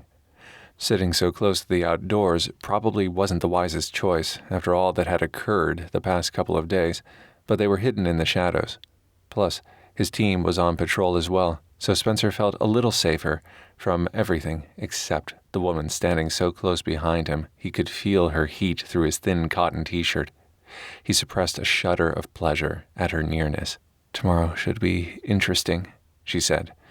"Yeah," he exhaled, frowning, then took a swig of his beer. "You realize your dad might never forgive you for selling his books, right? I thought winning his approval was the most important thing to you after your foundation." Toni stared past him out into the night. "Considering all the things you guys have accused him of, I guess it shouldn't matter anymore." She sniffled and gave a sad little snort. "My whole life, I've lived in the background of his life and been the good, obedient daughter." The hint of resolute sadness in her voice broke his heart. "At least now he'll have to acknowledge me, for better or worse." "Yeah," he smiled, "especially since you leaked the auction to HuffPo. Pretty ballsy move, partner." "You liked that, huh? Man, he's going to be so pissed." She laughed, the sound washing over him like a caress as she clinked her ale bottle with his. "Going to his competition to break the news will give me some extra zing where Dad's concerned. Plus, thanks to their blog post, the monetary donations to Williams' wishes have tripled in just the last hour, and I got a text from Sheikh Saeed asking if he can add a few more friends to the bid list for special items." She feigned, polishing her fingernails on her white PJ tank top. "I still got some moves." "Yes, you do." Spencer looked over at her, waggling his brows suggestively. "And I have to say I won't mind seeing his nuts roasting over an open fire for a while after he printed all those lies about me in his tabloid rag." "Cold as ice seal guilty of murder?" Toni chuckled, then looked down at her lap. "Yeah, I saw that headline. Not exactly a stellar moment in journalism." She scooted around on the seat, fidgeting slightly. "Hey, listen. About what happened at the Oasis. I just want you to know I don't usually, do things like that with my bodyguards." "Glad to hear it," he said, his tone droll. "I'm serious. With my crazy schedule and lifestyle, I don't get the chance to date much. And when I do, I'm always leery the guys are only there because of my fortune and my family name, not who I really am. It's tough for me to open up and trust someone enough to, well, you know." "What happened out there between us was nice. More than nice. Awesome." He shrugged, feeling a weird need to reassure her that it meant something to him too, had meant more to him than he wanted to admit, actually. "Where women are concerned, I don't usually—" He lowered his head and shrugged. Let's just say there's a grain of truth to that cold as ice thing. She gave him a dubious look, and he snorted, not because there isn't opportunity, but because we never know where our next mission will take us. Hard to put down roots and create something lasting. Well, aren't you just full of contradictions, Mr. Spencer Nixon? I do what I can. They remained silent for a while, just enjoying the evening and quiet. What are you most nervous about tomorrow? He asked, after taking his last swallow of beer. I just really want to get this presentation right and impress Sheikh Saeed enough to gain his support. It will literally keep my foundation going. She leaned a shoulder against the wall. What about you? Do SEALs even get nervous about stuff? He chuckled. Hells yeah, we get nervous. Like, will I look hot enough in my camo to attract the ladies? And is there enough beer and condoms to last all night long? Toni laughed. I'm serious. So am I. Spencer grinned, enjoying her company. But honestly, I just want things to go smoothly, with no gunfire or violence if at all possible. And I'd really like it all to work out for you too. I mean, since you've worked so hard and all, it would be good. Yeah, it would be good, she said, finally facing him once more. But you've taught me something, Spencer Nixon. I have? Yep. That sometimes you have to set aside what's best for you in favor of what's best for others. Huh? He scrunched his nose. You lost me. That's why I'm doing what I'm doing tomorrow. I still want my father's love. Maybe I always will, no matter what sins he's committed. But I want to catch the bad guys more. I taught you that? Really? He blinked at her. Thank you. For what? For listening to me. For giving Kyle and Nick and the rest of my team the benefit of the doubt. For tomorrow. Don't count your chickens yet, cowboy. She winked at him, then drank the rest of her ale in one long swallow. Things could still go horribly wrong in that ballroom, even with 4 SEALs on patrol. True, but no matter what happens, we've got your back. He narrowed his gaze. Earning Kyle's confidence isn't easy, but once you've had it, he's loyal to a fault. Besides, between him and Gage and Scotty and me, we won't let things get out of hand. How long have you guys worked together? Seems like forever. He squinted one eye shut as he calculated the time in his head. Wow, 5 years already. God, it's been so long we don't even have to talk anymore in tight situations. We can give each other hand signals or a look. 5 years is a long time. Yep. 4 tours in the Middle East, he grinned. One time in Kandahar, Nick was completely blotto in the officers' club, and Kyle got him to stand up in front of a whole platoon and wail 4 choruses of I Will Survive, hopping around on stage like a chicken having a seizure. Man, oh man. Spencer's sides hurt from his laughter, and once he managed to glance over at Toni, he saw she was cracking up too. Those guys are my family now. They're goofy as hell sometimes, but I love them. Nice. She met his gaze, her eyes huge and luminous in the pale shadows. Thank you. For what? For everything. She leaned over and kissed him, soft and sweet on the lips, but pulled back before he could take things further. My pleasure. His body tightened at the memory of her beneath him, wrapped around him, so hot and wet and tight. The moment hung heavy between them, full of promise and passion. His gaze dropped to her full pink lips before returning to her eyes. You ready to sleep? Yeah, I suppose. We've got to be up super early tomorrow. Toni stroked her fingers gently over his jaw, her coy smile more seductive than gold. Maybe we could take a rain check. You know, after this is all finished and we're back home again and life gets back to normal. She gave a small shrug. Well, as normal as can be for people like us. Definitely. Spencer gave her a crooked grin, then watched as she walked away, appreciating the lush curve of her hips and those silly pink PJ bottoms. Most definitely another time. Chapter 10. Up next, the professional auctioneer said, the moment you've all been waiting for, Lot 179, a complete set of first edition works by Ernest Hemingway, signed by the author. These novels were painstakingly collected by esteemed businessman and publishing titan Coran Williams. His daughter, Toni, has graciously donated them to the auction tonight, with all proceeds benefiting the literacy programs instituted through her marvelous charity, Williams Wishes. Bidding will start at 500,000 American dollars. All right, we have our first bidder. Do we have 525,000? Toni swallowed hard, then turned away from the assembled bidders below, checking her phone yet again to see if he'd responded to the texts she'd sent. But nope, nothing. Yes, of course she understood it would take more than a few texts from her to get Coran Williams to respond, but she'd hoped adding his precious books to the mix would add additional incentive for him. She hadn't been lying when she'd told Spencer that her father loved those books more than he did her. And if her guess was right, he'd go to any lengths to keep them. She glanced over to the side of the stage and spotted Spencer and Kyle near the back wall of the ballroom. Spencer caught her eye and gave her a small smile and a quick nod of assurance, but that didn't squelch the dread boring into her chest. "And we're up to $1 million, the auctioneer said, giddy elation evident in his crisp British voice. Sheikh Saeed had hired the most prestigious auction house in the world to handle this part of the gala. He'd graciously donated several rare Etruscan artifacts to help raise funds as well. "Do we have a bid of 1.2 million? As the heated bidding war continued, she made her way to the stairs that led to the ballroom floor, then joined Spencer and Kyle. "Any sign of my father yet?" "Not yet." Spencer reached between them as they stood side by side and twined their fingers together, all the while keeping the gesture out of his team leader's sight. He'd never said anything specifically, but Toni supposed him getting emotionally involved with someone he was guarding was against the rules for him, too.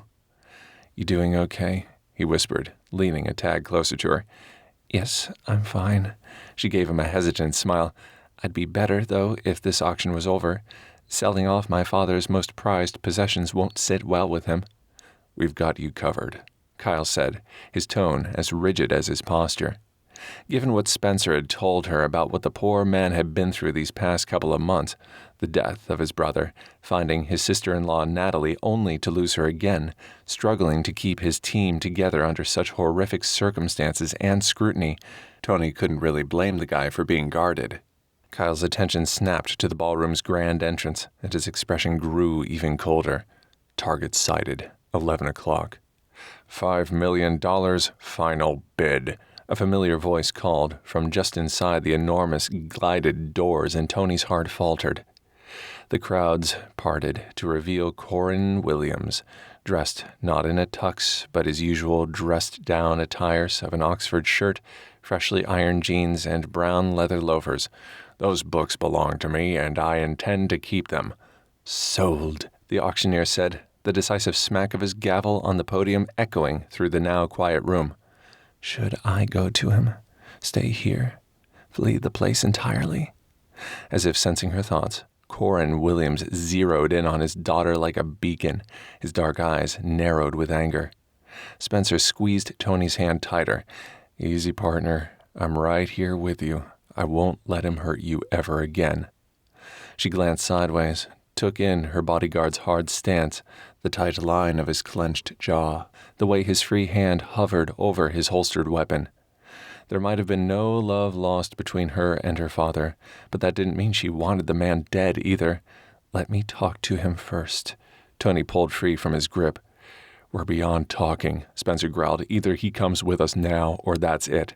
"Stand down, Lieutenant," Kyle hissed as Coran headed their way. "That's a direct order."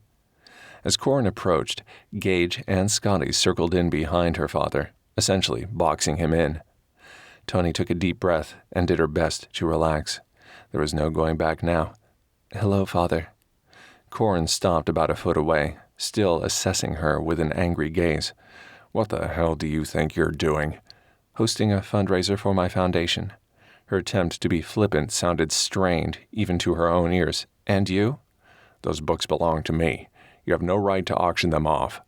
Maybe if you cared more about your family rather than some musty old books, none of us would be standing here," Spencer snarled, staring daggers at her father.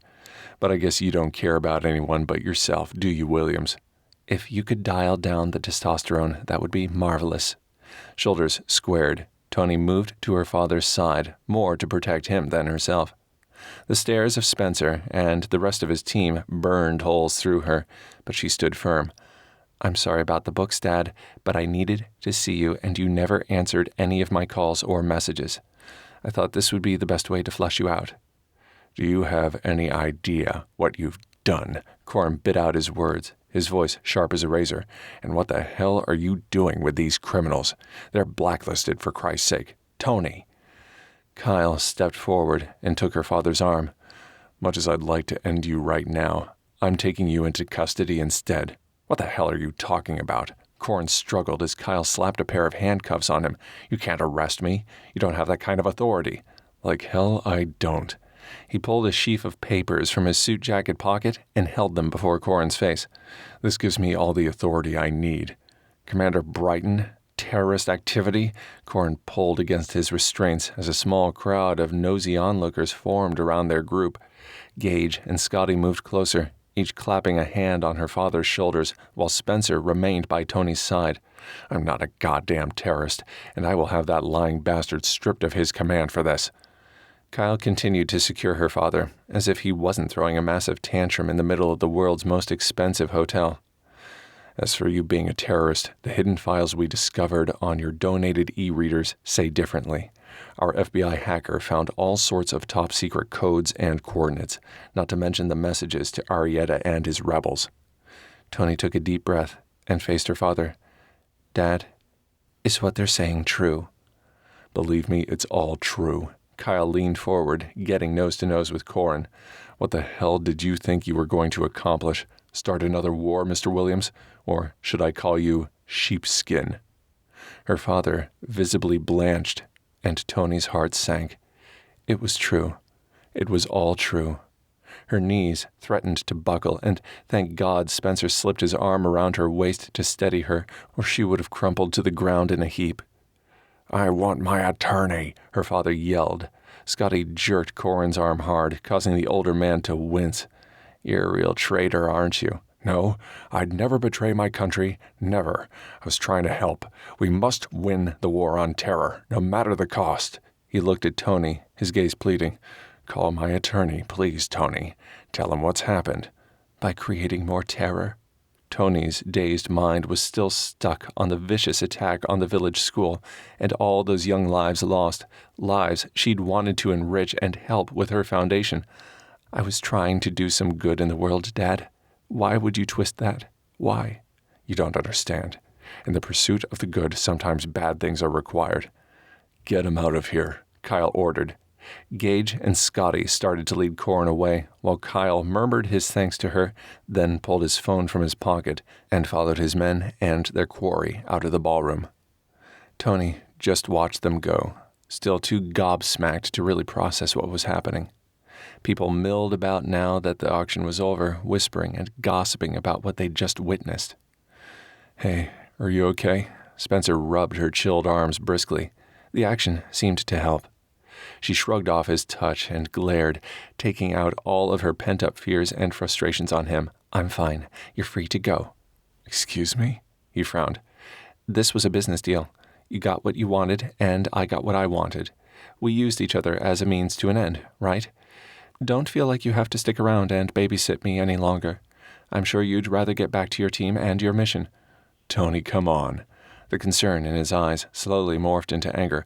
I was always up front with you. Right. After you lied to get the job and snooped around in my personal things. She crossed her arms and tapped the toe of her designer pump against the plush carpet.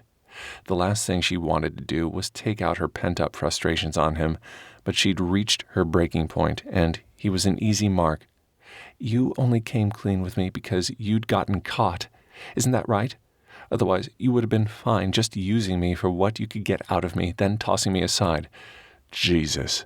He raked a hand through his hair, stalked a few paces away, then returned. We've been over this before, Toni. We both agreed on the plan. I told you why I did what I did, and you seemed okay with it. What's your problem now, huh? You're my problem. Yeah? Well, you sure as hell didn't seem to have a problem with me that day in the Oasis, did you? A red haze descended in her mind. How dare he throw that in her face? That day with him had been special. It had meant something to her, and she thought it had meant something to him too. She turned on her heel and started back toward the stage. "I'm done." Spencer dogged her heels up the stairs. "You can't just decide this is over just like that." "Like hell I can't." Toni gathered up her supplies and thanked the auctioneer for his services, then headed out of the ballroom. The fact Spencer stuck to her side like glue just made her want to punch something, mainly him. She needed space to sort through all her conflicting emotions, and she couldn't do any of that with him breathing down her neck, literally. She stopped abruptly and turned around fast. Spencer barely avoided barreling right over the top of her. "Stop it. Just stop. I can't be around you right now, okay? Just go away." "Where the hell am I supposed to go? I'm your bodyguard." "I told you, the job is done. Besides, I saw the way you couldn't wait to get violent in there, Spencer." Her gaze dropped pointedly from his eyes to his weapon, then returned. "You're a man of war. I will always be on the side of peace. I don't think this is going to work out between us. Consider your employment contract with me terminated, Spencer Nixon. Goodbye." She took one last look at his incredulous expression, then forced herself to walk away. It hurt. Way worse than anything else had that day, even seeing her father hauled out of the hotel in handcuffs. But it was necessary to her peace of mind and her well-being, and mostly her bruised and battered heart, to put some distance between them and get him to stay away. She couldn't be with the person responsible for arresting her father, no matter that said father was responsible for destroying the integrity of what she thought she was trying to accomplish by distributing those e-readers. She just couldn't do it. The steady click-clack of her heels on the marble floor didn't drown out the sound of his voice as he called from behind her. "You know what? That's fine. I'll pack up and get out of here ASAP." "Good. Fabulous." Tears stung Toni's eyes as she weaved through the crowded lobby and headed for her suite. She wouldn't turn around, couldn't turn around. If she did, she'd run right back into Spencer's arms and turn traitor on her own family and lose any chance of reconciling with her father in this lifetime, and perhaps the next as well. Never mind, her family didn't seem to share the same sense of loyalty to her. It was the principle of the thing, and right now, her principles were all she had left. So instead she went back to the suite alone and locked herself in her room, had a nice hot bath, then pulled on her PJs and snuggled down in bed, turning on the TV to dampen the sound of him packing in the other room and her own quiet sobs. Spencer grumbled to himself as he shoved clothes into his duffel without bothering to fold them. Screw it. It had been a mistake to get involved with Toni. Worse, he'd known how wrong it was, and he'd gone ahead and done it anyway. Shit. Just shit. He stalked into his bathroom and swiped all of his toiletries into his bag with one arm, not caring where they landed, then jammed his toothbrush into the side pocket. As he came back out into his bedroom, the muffled sounds of canned laughter from a TV filtered from the room across the hall. Toni's room. She was in there, and the thought nearly had him storming over to pound on the door and demand she let him in and talk through this grand canyon of a divide between them. But that would be stupid, right? Kyle had told him he needed to stop thinking with his dick and start using his brain when it came to women, and now was as good a time as any, right? No matter how craptastic it felt. He double-checked his room once more, then headed out into the sitting room to call Kyle and let him know he was on the way to the Best Western. The phone rang twice before his team leader picked up. "What?" Usual Kyle, Mr. Uncongeniality. "I'm on my way." "What do you want, a gold star for showing up, dude?" Gage shouted from somewhere in the background, which meant Kyle had him on speakerphone. Marvelous. "Shot it," Kyle yelled. "We dropped Williams off at the airport, sent him back home, care of the U.S. Marines, and I've arranged for a private security firm from the States to take over as Miss Williams's bodyguard, effective immediately. They should have someone on site momentarily." "Great." He scrubbed a hand over his face. Possessiveness, hot and fierce, still bubbled inside him where Toni was concerned, even though he knew damned well he had no right to feel it. She might not want him around anymore, but she still needed someone to watch over her. "Hey, pick up some food on your way over, buddy." This from Scotty. Of course, that guy would be thinking about food. Besides the fact he was a pretty decent chef, the guy's stomach seemed to be a bottomless pit. Indian sounds divine. I'll see what I can find. Honestly, the thought of eating it all right now turned Spencer's gut. Then again, his gut was in knots thanks to the gal in the other room. Anything else? Yeah. Kyle clicked a button and the line went quieter, meaning he was off speakerphone. Good job bringing Williams in and completing your mission.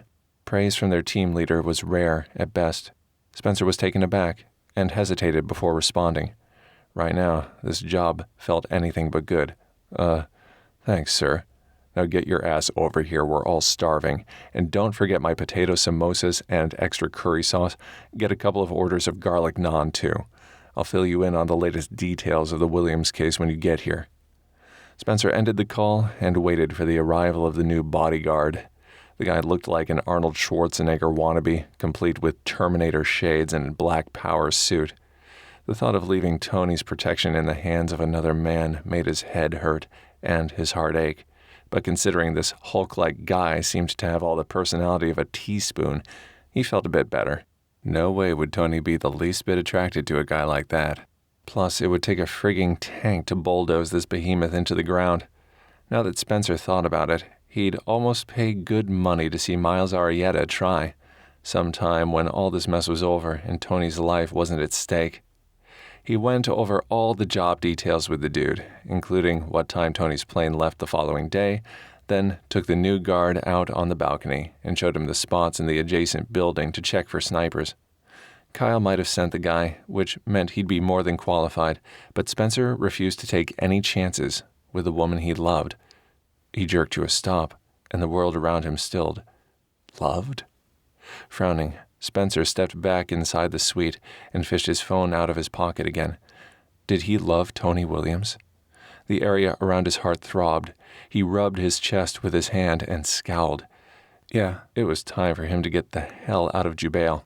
Stalking back into the sitting room, he dialed the front desk on his cell phone to request a cab and was told there was a 5-minute wait due to the departing crowds from the fundraiser gala. Great. The new security dude had taken his post outside Toni's bedroom door. There was nothing left for him to do for Toni, no way to kill time, and Spencer was sick of his own thoughts already. He stared down at his duffel, then cursed under his breath and unzipped it. Carefully, he removed each item of clothing, refolded it, then put it back in neatly arranged order. Next, he tackled organizing his toiletries with the same level of military precision. Finally, he took a deep breath and refastened the closures. Better. That was better. At least one thing in his cockeyed universe was in order. The elevator dinged in the foyer, and the butler informed him his car was waiting. "Give me a moment," Spencer said to the man, who bowed, then retreated back toward the foyer. A break in the laugh track from Toni's TV allowed him to hear a muffled sob, and, frowning, was at her door before he could stop himself. He excused the guard, then waited until the guy disappeared into the kitchen before placing his palm against her door and leaning his forehead against the cool wood. She'd said she didn't want anything more to do with a guy like him. She'd called him a man of war, and now she was crying on the other side of that door, and it was all his fault. He'd destroyed her image of her father, destroyed her career and reputation, destroyed the event she'd poured her heart and soul and hours upon hours of time and effort into for her foundation. With one move by him and his team, they'd destroyed it all. If Spencer looked at it that way, he'd hate him too. God damn it. Think with your brain. Think with your brain. Kyle's words looped endlessly through his head, always the voice of reason. Time. They both needed time and distance to get their worlds straight again. They'd been living in this tiny world under this weird microscope for the duration of his mission. So, in reality, only a matter of days, not years. Not to mention the fact he needed to come to terms with the fact she'd stood by her father's side in that ballroom, not his. She'd sided with a man who'd clearly had ties with terrorists, and who most likely had something to do with Nick's death, the very same violent man-of-war type she'd accused him of being that day on the plane. And that kind of deliberate slight took time to absorb, time to deconstruct, time to decide if it was something he could live with or not. After a deep breath, he returned to the sitting room and grabbed his stuff. Duffel in hand, Spencer headed for the elevators, hesitating long enough to take one last glance back toward Toni's room. "Goodbye, sweetheart," he whispered, before heading home. Chapter 11. "Dude, you gonna drink that beer or stare at it all day?" Gage asked, kicking up his booted feet on an empty chair at McGruff's pub. This early in the afternoon, they basically had the whole place to themselves, except for a few regulars bellied up at the bar. The smell of fried onions and melted cheese drifted from the place's tiny kitchen, and the numerous neon signs on the walls buzzed and crackled as they heated. Gage's girlfriend, Anna, pulled up a seat as close to Gage as humanly possible, and Spencer shook his head. She should have just straddled the guy's lap. Would have been easier, especially given the way she was now wrapping herself around him in a heated kiss. "You two need to get a room," Spencer said, his tone peevish. "Who died and made you the PDA police?" Gage gave him a dirty look. Spencer responded with a middle finger. "I've got things on my mind, okay?" "Yeah, things named Toni Williams," Scotty said, sitting in the chair beside Spencer, then taking his girlfriend Haley's hand and kissing her palm. She leaned across Scotty, her expression sympathetic. "Have you tried talking to her?" "No." Yes, these people didn't need to know that, though. Didn't need to know about the countless messages he'd left, the sheer number of times he'd driven by Toni's office building downtown, hung out around her last known address. Hell, if he wasn't careful, the cops would pick him up for stalking. At least he'd confirmed she'd made it home okay, though. "Don't worry." Haley gave him a sad smile, just brimming with pity. Perfect. She thought he was pathetic. They all did. A pathetic, love-lorn idiot. Hell, he did too, honestly. "Everything will work out in the end," she said. "It always does." Spencer avoided rolling his eyes at the cliché and concentrated on peeling the wet label off of his beer bottle instead. His head hurt nearly as much as his heart from thinking about Toni and what he'd left behind in Jubel. But it had been a month. It was time to move on and get back into life. Alone. As it should be. The bell above the door jingled, and Kyle walked into the pub, a newspaper in one hand and his phone in the other. "As if things weren't crappy enough," he said, and tossed the paper down on the table. "Coran Williams just cut himself a cushy little deal with the government. Says he'll help the FBI track down and apprehend Arietta. Fucking feds." "Hey," Haley said, her expression indignant. "That's my employer." Kyle hailed the bartender and ordered a beer, then rubbed a hand over his face. "Sorry, I didn't mean you." "Damn straight," Scotty said, squeezing Haley tight around the waist. "My girl's the best damn hacker around." "Thanks, sweetie." Haley leaned over and kissed Scotty, and this time Spencer couldn't refrain from an eye roll. Jesus, it was like living in a frigging Disney musical around here with all the love and kisses. He half expected bluebirds to start flying around his teammates' heads one of these days. Gage and Anna excused themselves and headed hand in hand over to the jukebox in the corner. The bartender brought over Kyle's beer, and he leaned back in his chair, rocking precariously on two legs while squinting at the paper's headline. "Looks like your girlfriend went through with the sale of those books too, Spencer. Ended up bringing in a cool $1.7 million for her foundation from one of Sheikh Saeed's friends." Spencer tore off another long strip of paper from his bottle, scowling. "She's not my girlfriend." "Huh." Kyle took a long drink and watched him, gaze narrowed. "Thought you two got pretty close there in the desert." The opening strains of Rock the Casbah by The Clash blared over the bar's sound system, and Gage gave Spencer a smart-ass smirk grin as he boogied down with Anna on the small dance floor. Spencer straightened and gave Gage a death glare. "What the hell, man?" "Calm down," Scotty managed to say between bouts of laughter. "Just because your woman left your sorry ass doesn't mean she didn't leave me. It was a business relationship, and my services were no longer needed." "Your services?" More snorting laughter from Scotty. Spencer wanted to demolish something, namely his best bud's face. "That's the biggest pussy excuse I've ever heard, dude." Instead, he squeezed his beer bottle so tight it shattered in his hand.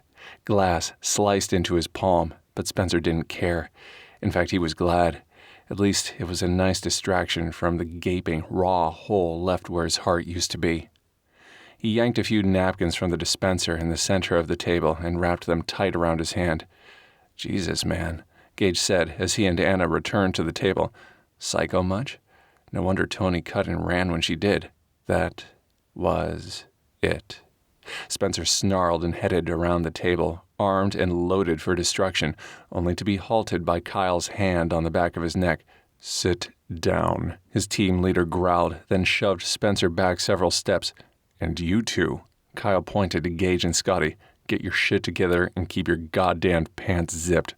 This is a place of business and we have serious matters to discuss." His granite-tough tone brooked no argument, and the guys snapped to attention immediately.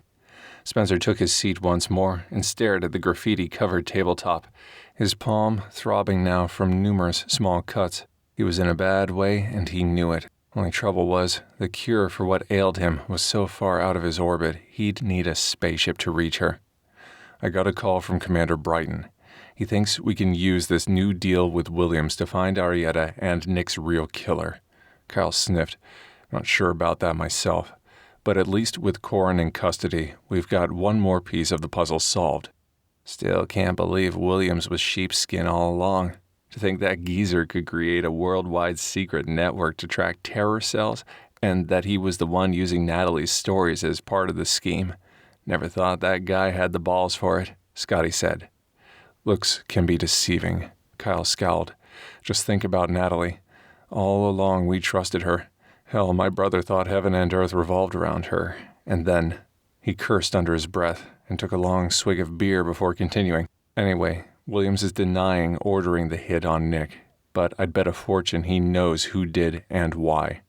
Brighton said the FBI's kept the guy in 24-hour lockdown with only closed-door interrogations since they brought him back to the States. According to the agents in charge, he's hemorrhaging information about all kinds of stuff. Still claims what he did with sheepskin and the attack on that village makes him some kind of patriot or something." "How are we going to find out what he knows, though?" Gage asked. "The Bureau isn't really into sharing intel." "He's right," Haley said. "They'll have that information under the highest security clearance. I might be able to hack in, but it'll take me a while." "Don't bother," Kyle said. "Brighton's sending someone over with some new data. Someone on the inside," he said. "Really?" Spencer perked up a little. Another tussle with some federal agents might be just the ticket to blow off some of his excess steam today. "Want me to handle them for you?" The bell above the entrance jangled again, and Scotty glanced over at the door. "Oh, man." "What?" Spencer turned to see the woman who'd haunted his dreams for weeks. He did his best not to gape. "Toni?" Her dark eyes were unreadable as she walked up to their table, her gaze never leaving his. "Hi." "Hi," Spencer said. Okay, not exactly genius-level conversation, but damn. His brain felt like pudding at the moment. He'd imagined seeing her again a million times, imagined what he'd say, what he'd do, what she'd be wearing. Spencer looked her up and down, from the toes of her plain white sneakers, up her long, jeans-covered legs, over the purple t-shirt that clung to all of her luscious curves beneath her black leather jacket, and finally to her pretty face. Nothing in his imagination could ever live up to the real thing.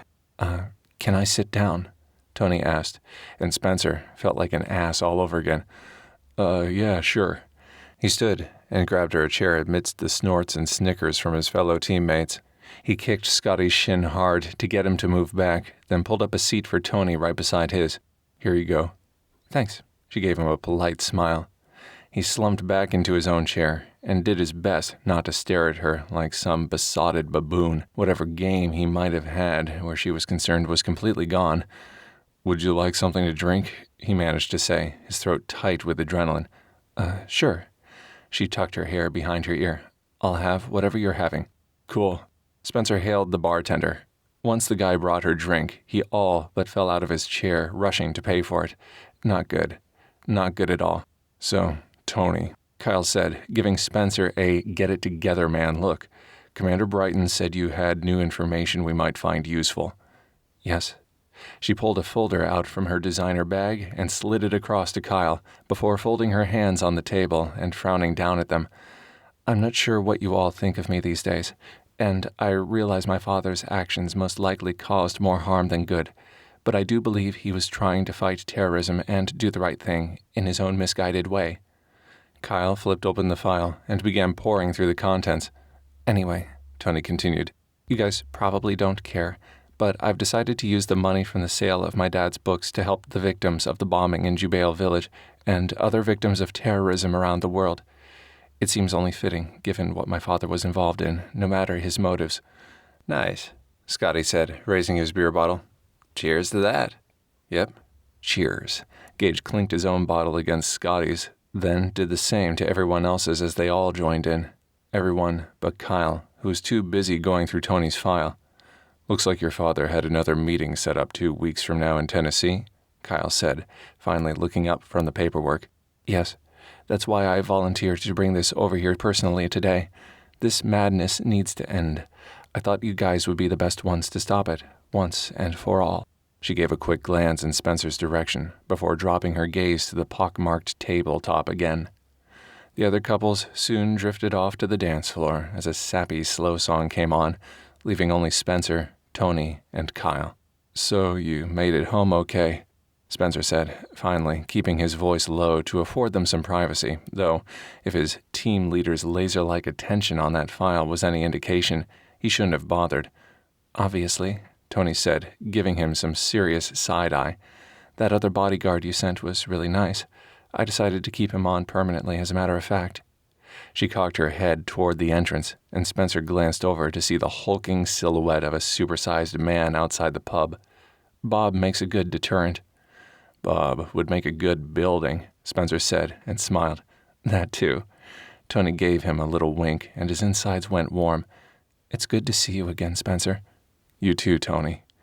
Ah, so sweet you guys are giving me a toothache, Scotty crooned, complete with kissy noises as he and Haley made their way back to the table.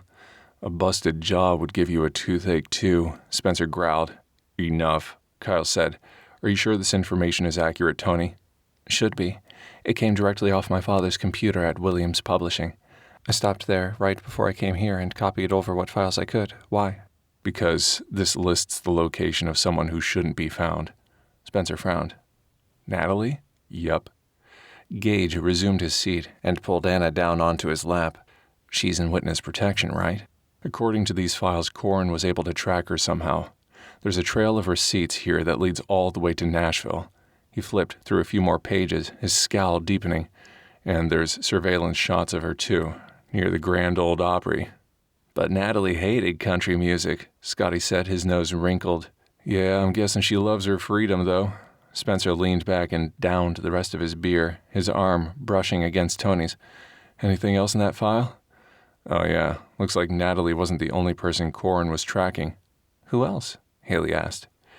Well, there's Arietta, of course, plus a couple of ISIS bigwigs too. In fact, there's 5 pages of intercepted radio communications between Sheepskin and several of these various terror cells. Kyle shook his head and pulled out another photo, then squinted at the corner of it. Whatever system your father was using, Toni, it was pretty goddamned effective. There's something else on here, too. With the reprinting, I can't tell if it's something important or just a watermark. Let me see, Anna said, snatching it from Kyle's hand. Being a professional photographer would give her an advantage, Spencer supposed. No, that's no watermark. She reached into her purse and pulled out a small magnifying lens. Looks like Arietta's symbol again. She handed the picture and lens to Kyle, who took a look, then passed it to Spencer. Is that the same as what you saw on Toni's letter that day? Spencer squinted at the tiny image and saw the circle with the letter A in the middle, the same rifle and machete and crossbow. Yep, you think Arietta's using it as a secret code or something? Maybe. Kyle rubbed his eyes, then signaled the bartender to bring them all another round. I'll have to do some digging to be sure. The only thing I know for certain is there's going to be a trip to Nashville in my future. What about the rest of us, man? Scotty said, waggling his brows at Haley. Maybe I'd like to do some boot-scoot boogie myself. Spencer chuckled. Way to date yourself, man. How about something from this century? Shut up, I like that song. And now I've got it stuck in my frigging head. Thanks, douche-cano. Gage pushed to his feet once more and took Anna's hand. Come on, baby, time for a new earworm. He and Anna headed back to the jukebox while Spencer eyed Toni through his lashes. I need to call Brighton again. Kyle walked back outside, phone in hand. The low, sweet strains of an old Boz Scaggs song filtered through the air, the bittersweet lyrics asking love to look at what it had done to him. The irony wasn't lost on Spencer. Scotty stood and held out his hand to Haley. It's no boot scoot boogie, but it'll do. She laughed and followed him out onto the dance floor, where Gage and Anna were already swaying to the music, locked in a tight embrace. That left him and Toni at the table, alone. He exhaled slow, started to say something, then hesitated. This was harder than hitting a Taliban gunner at 1,000 feet. He dug the toe of his combat boot into the sticky wooden floor and sighed. Listen, Spencer, she said. Toni, I owe you an apology, he started to say at the same time. They both gave a small chuckle. Uncomfortable heat clawed its way up beneath the collar of his olive green t-shirt. Sorry, he said, ladies first. No, you go ahead. Toni tucked a lock of silky brown hair behind her ear. Please. Well, I was, Come on, dumbass, spit it out. I just wanted to say I was sorry, for how things went down there at the end. I'm sorry, too. She gave a little shrug, her soft cheeks flushed with pink. I was overwhelmed, I guess. I had a lot on my mind after what happened with my father. She shook her head, her dark brows drawing together. It's funny. I've spent my whole life so focused on trying to get him to love me that I never realized there were so many great opportunities I was missing. So many great people. Yeah? He moved a little closer. No way would he ever smell roses again and not think of her. Like who? She sat back, bringing their bodies within inches of each other. Like Sheikh Saeed and your team and... you. His pulse quickened. Me, huh? The words squeaked out past his tight vocal cords. Yeah. Slowly, she reached over and took his hand in hers. After that day in the oasis, I knew I cared for you, Spencer. But these past few weeks have shown me just how much I want to be with you. Not a day's gone by I haven't wanted to hunt you down and tell you how I feel. He laced his fingers through hers, then brought her hand to his mouth, kissing her knuckles. I tried to get a hold of you too, sweetheart. Why didn't you return my calls? I don't know. Fear, I guess. You're afraid of me? He said, shocked. No, not you. What I feel for you. She gave a sad little smile. I've spent my whole life loving one man who never loved me back. I don't think I could bear to go through that again. Spencer turned her hand over and kissed her palm, then the inside of her wrist, right over her thudding pulse point, before bringing her hand to his cheek and smiling. No worries there. I haven't been able to stop thinking about you since the night I walked out of that damned suite, Toni.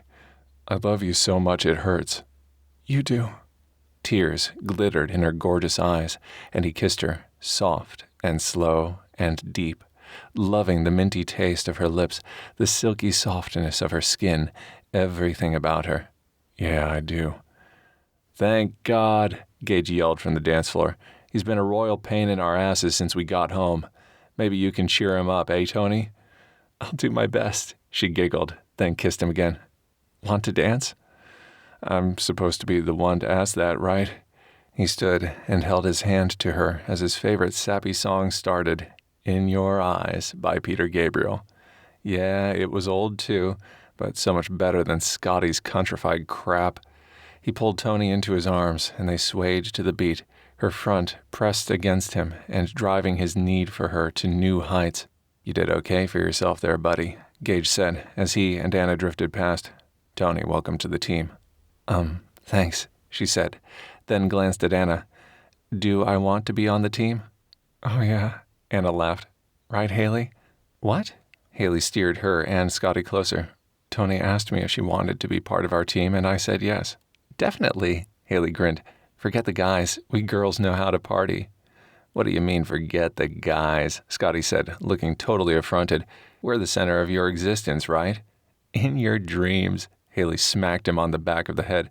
Don't forget who begged me to come back, who said he couldn't live without me, who wanted to.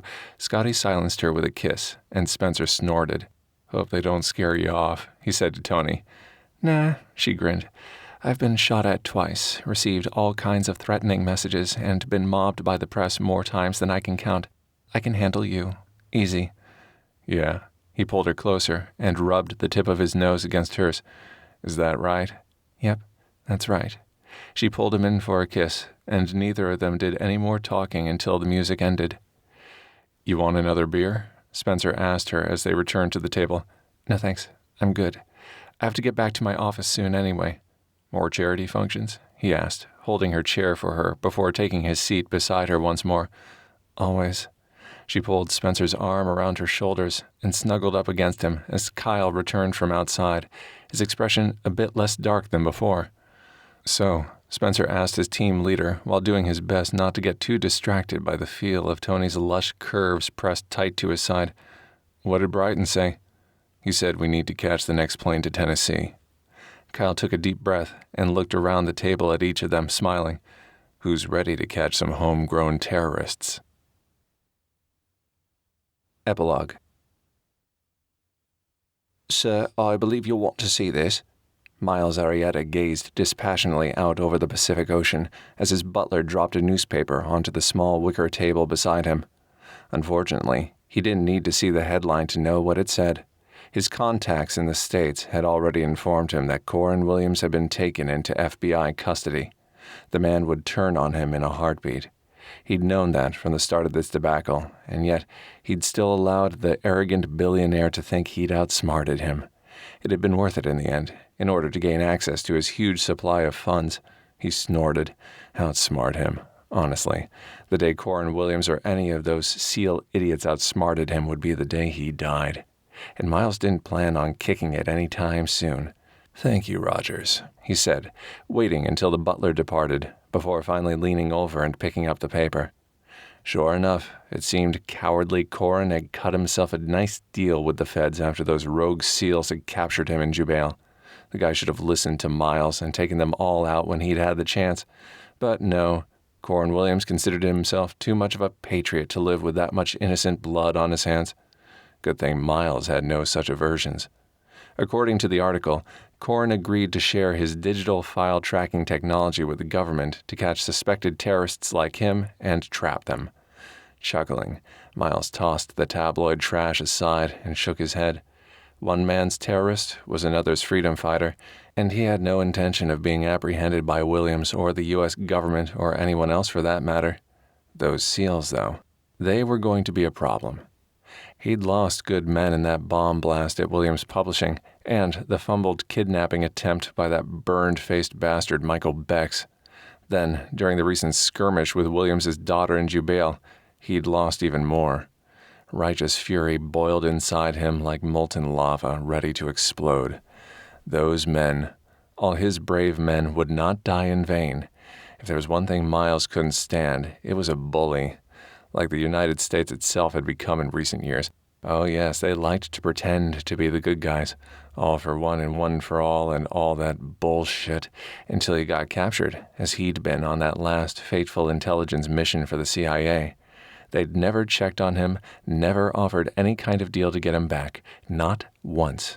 Instead, they'd left him for dead, abandoned, tortured, alone. Fuck 'em. Fuck each and every one of those red, white, and blue bleeding assholes. Because now he wasn't alone. Not anymore. And Miles wasn't without a plan either.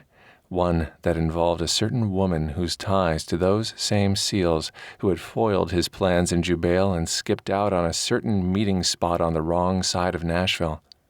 Miles knocked back the rest of his 100-year-old scotch and stared out across the open deck of his seaside cabana to the deep turquoise waters beyond. They'd finally lifted the trade and travel sanctions on Cuba, making Havana his recent refuge of choice. Large and lawless enough to provide adequate shelter, yet small and close enough to the mainland to feel homey.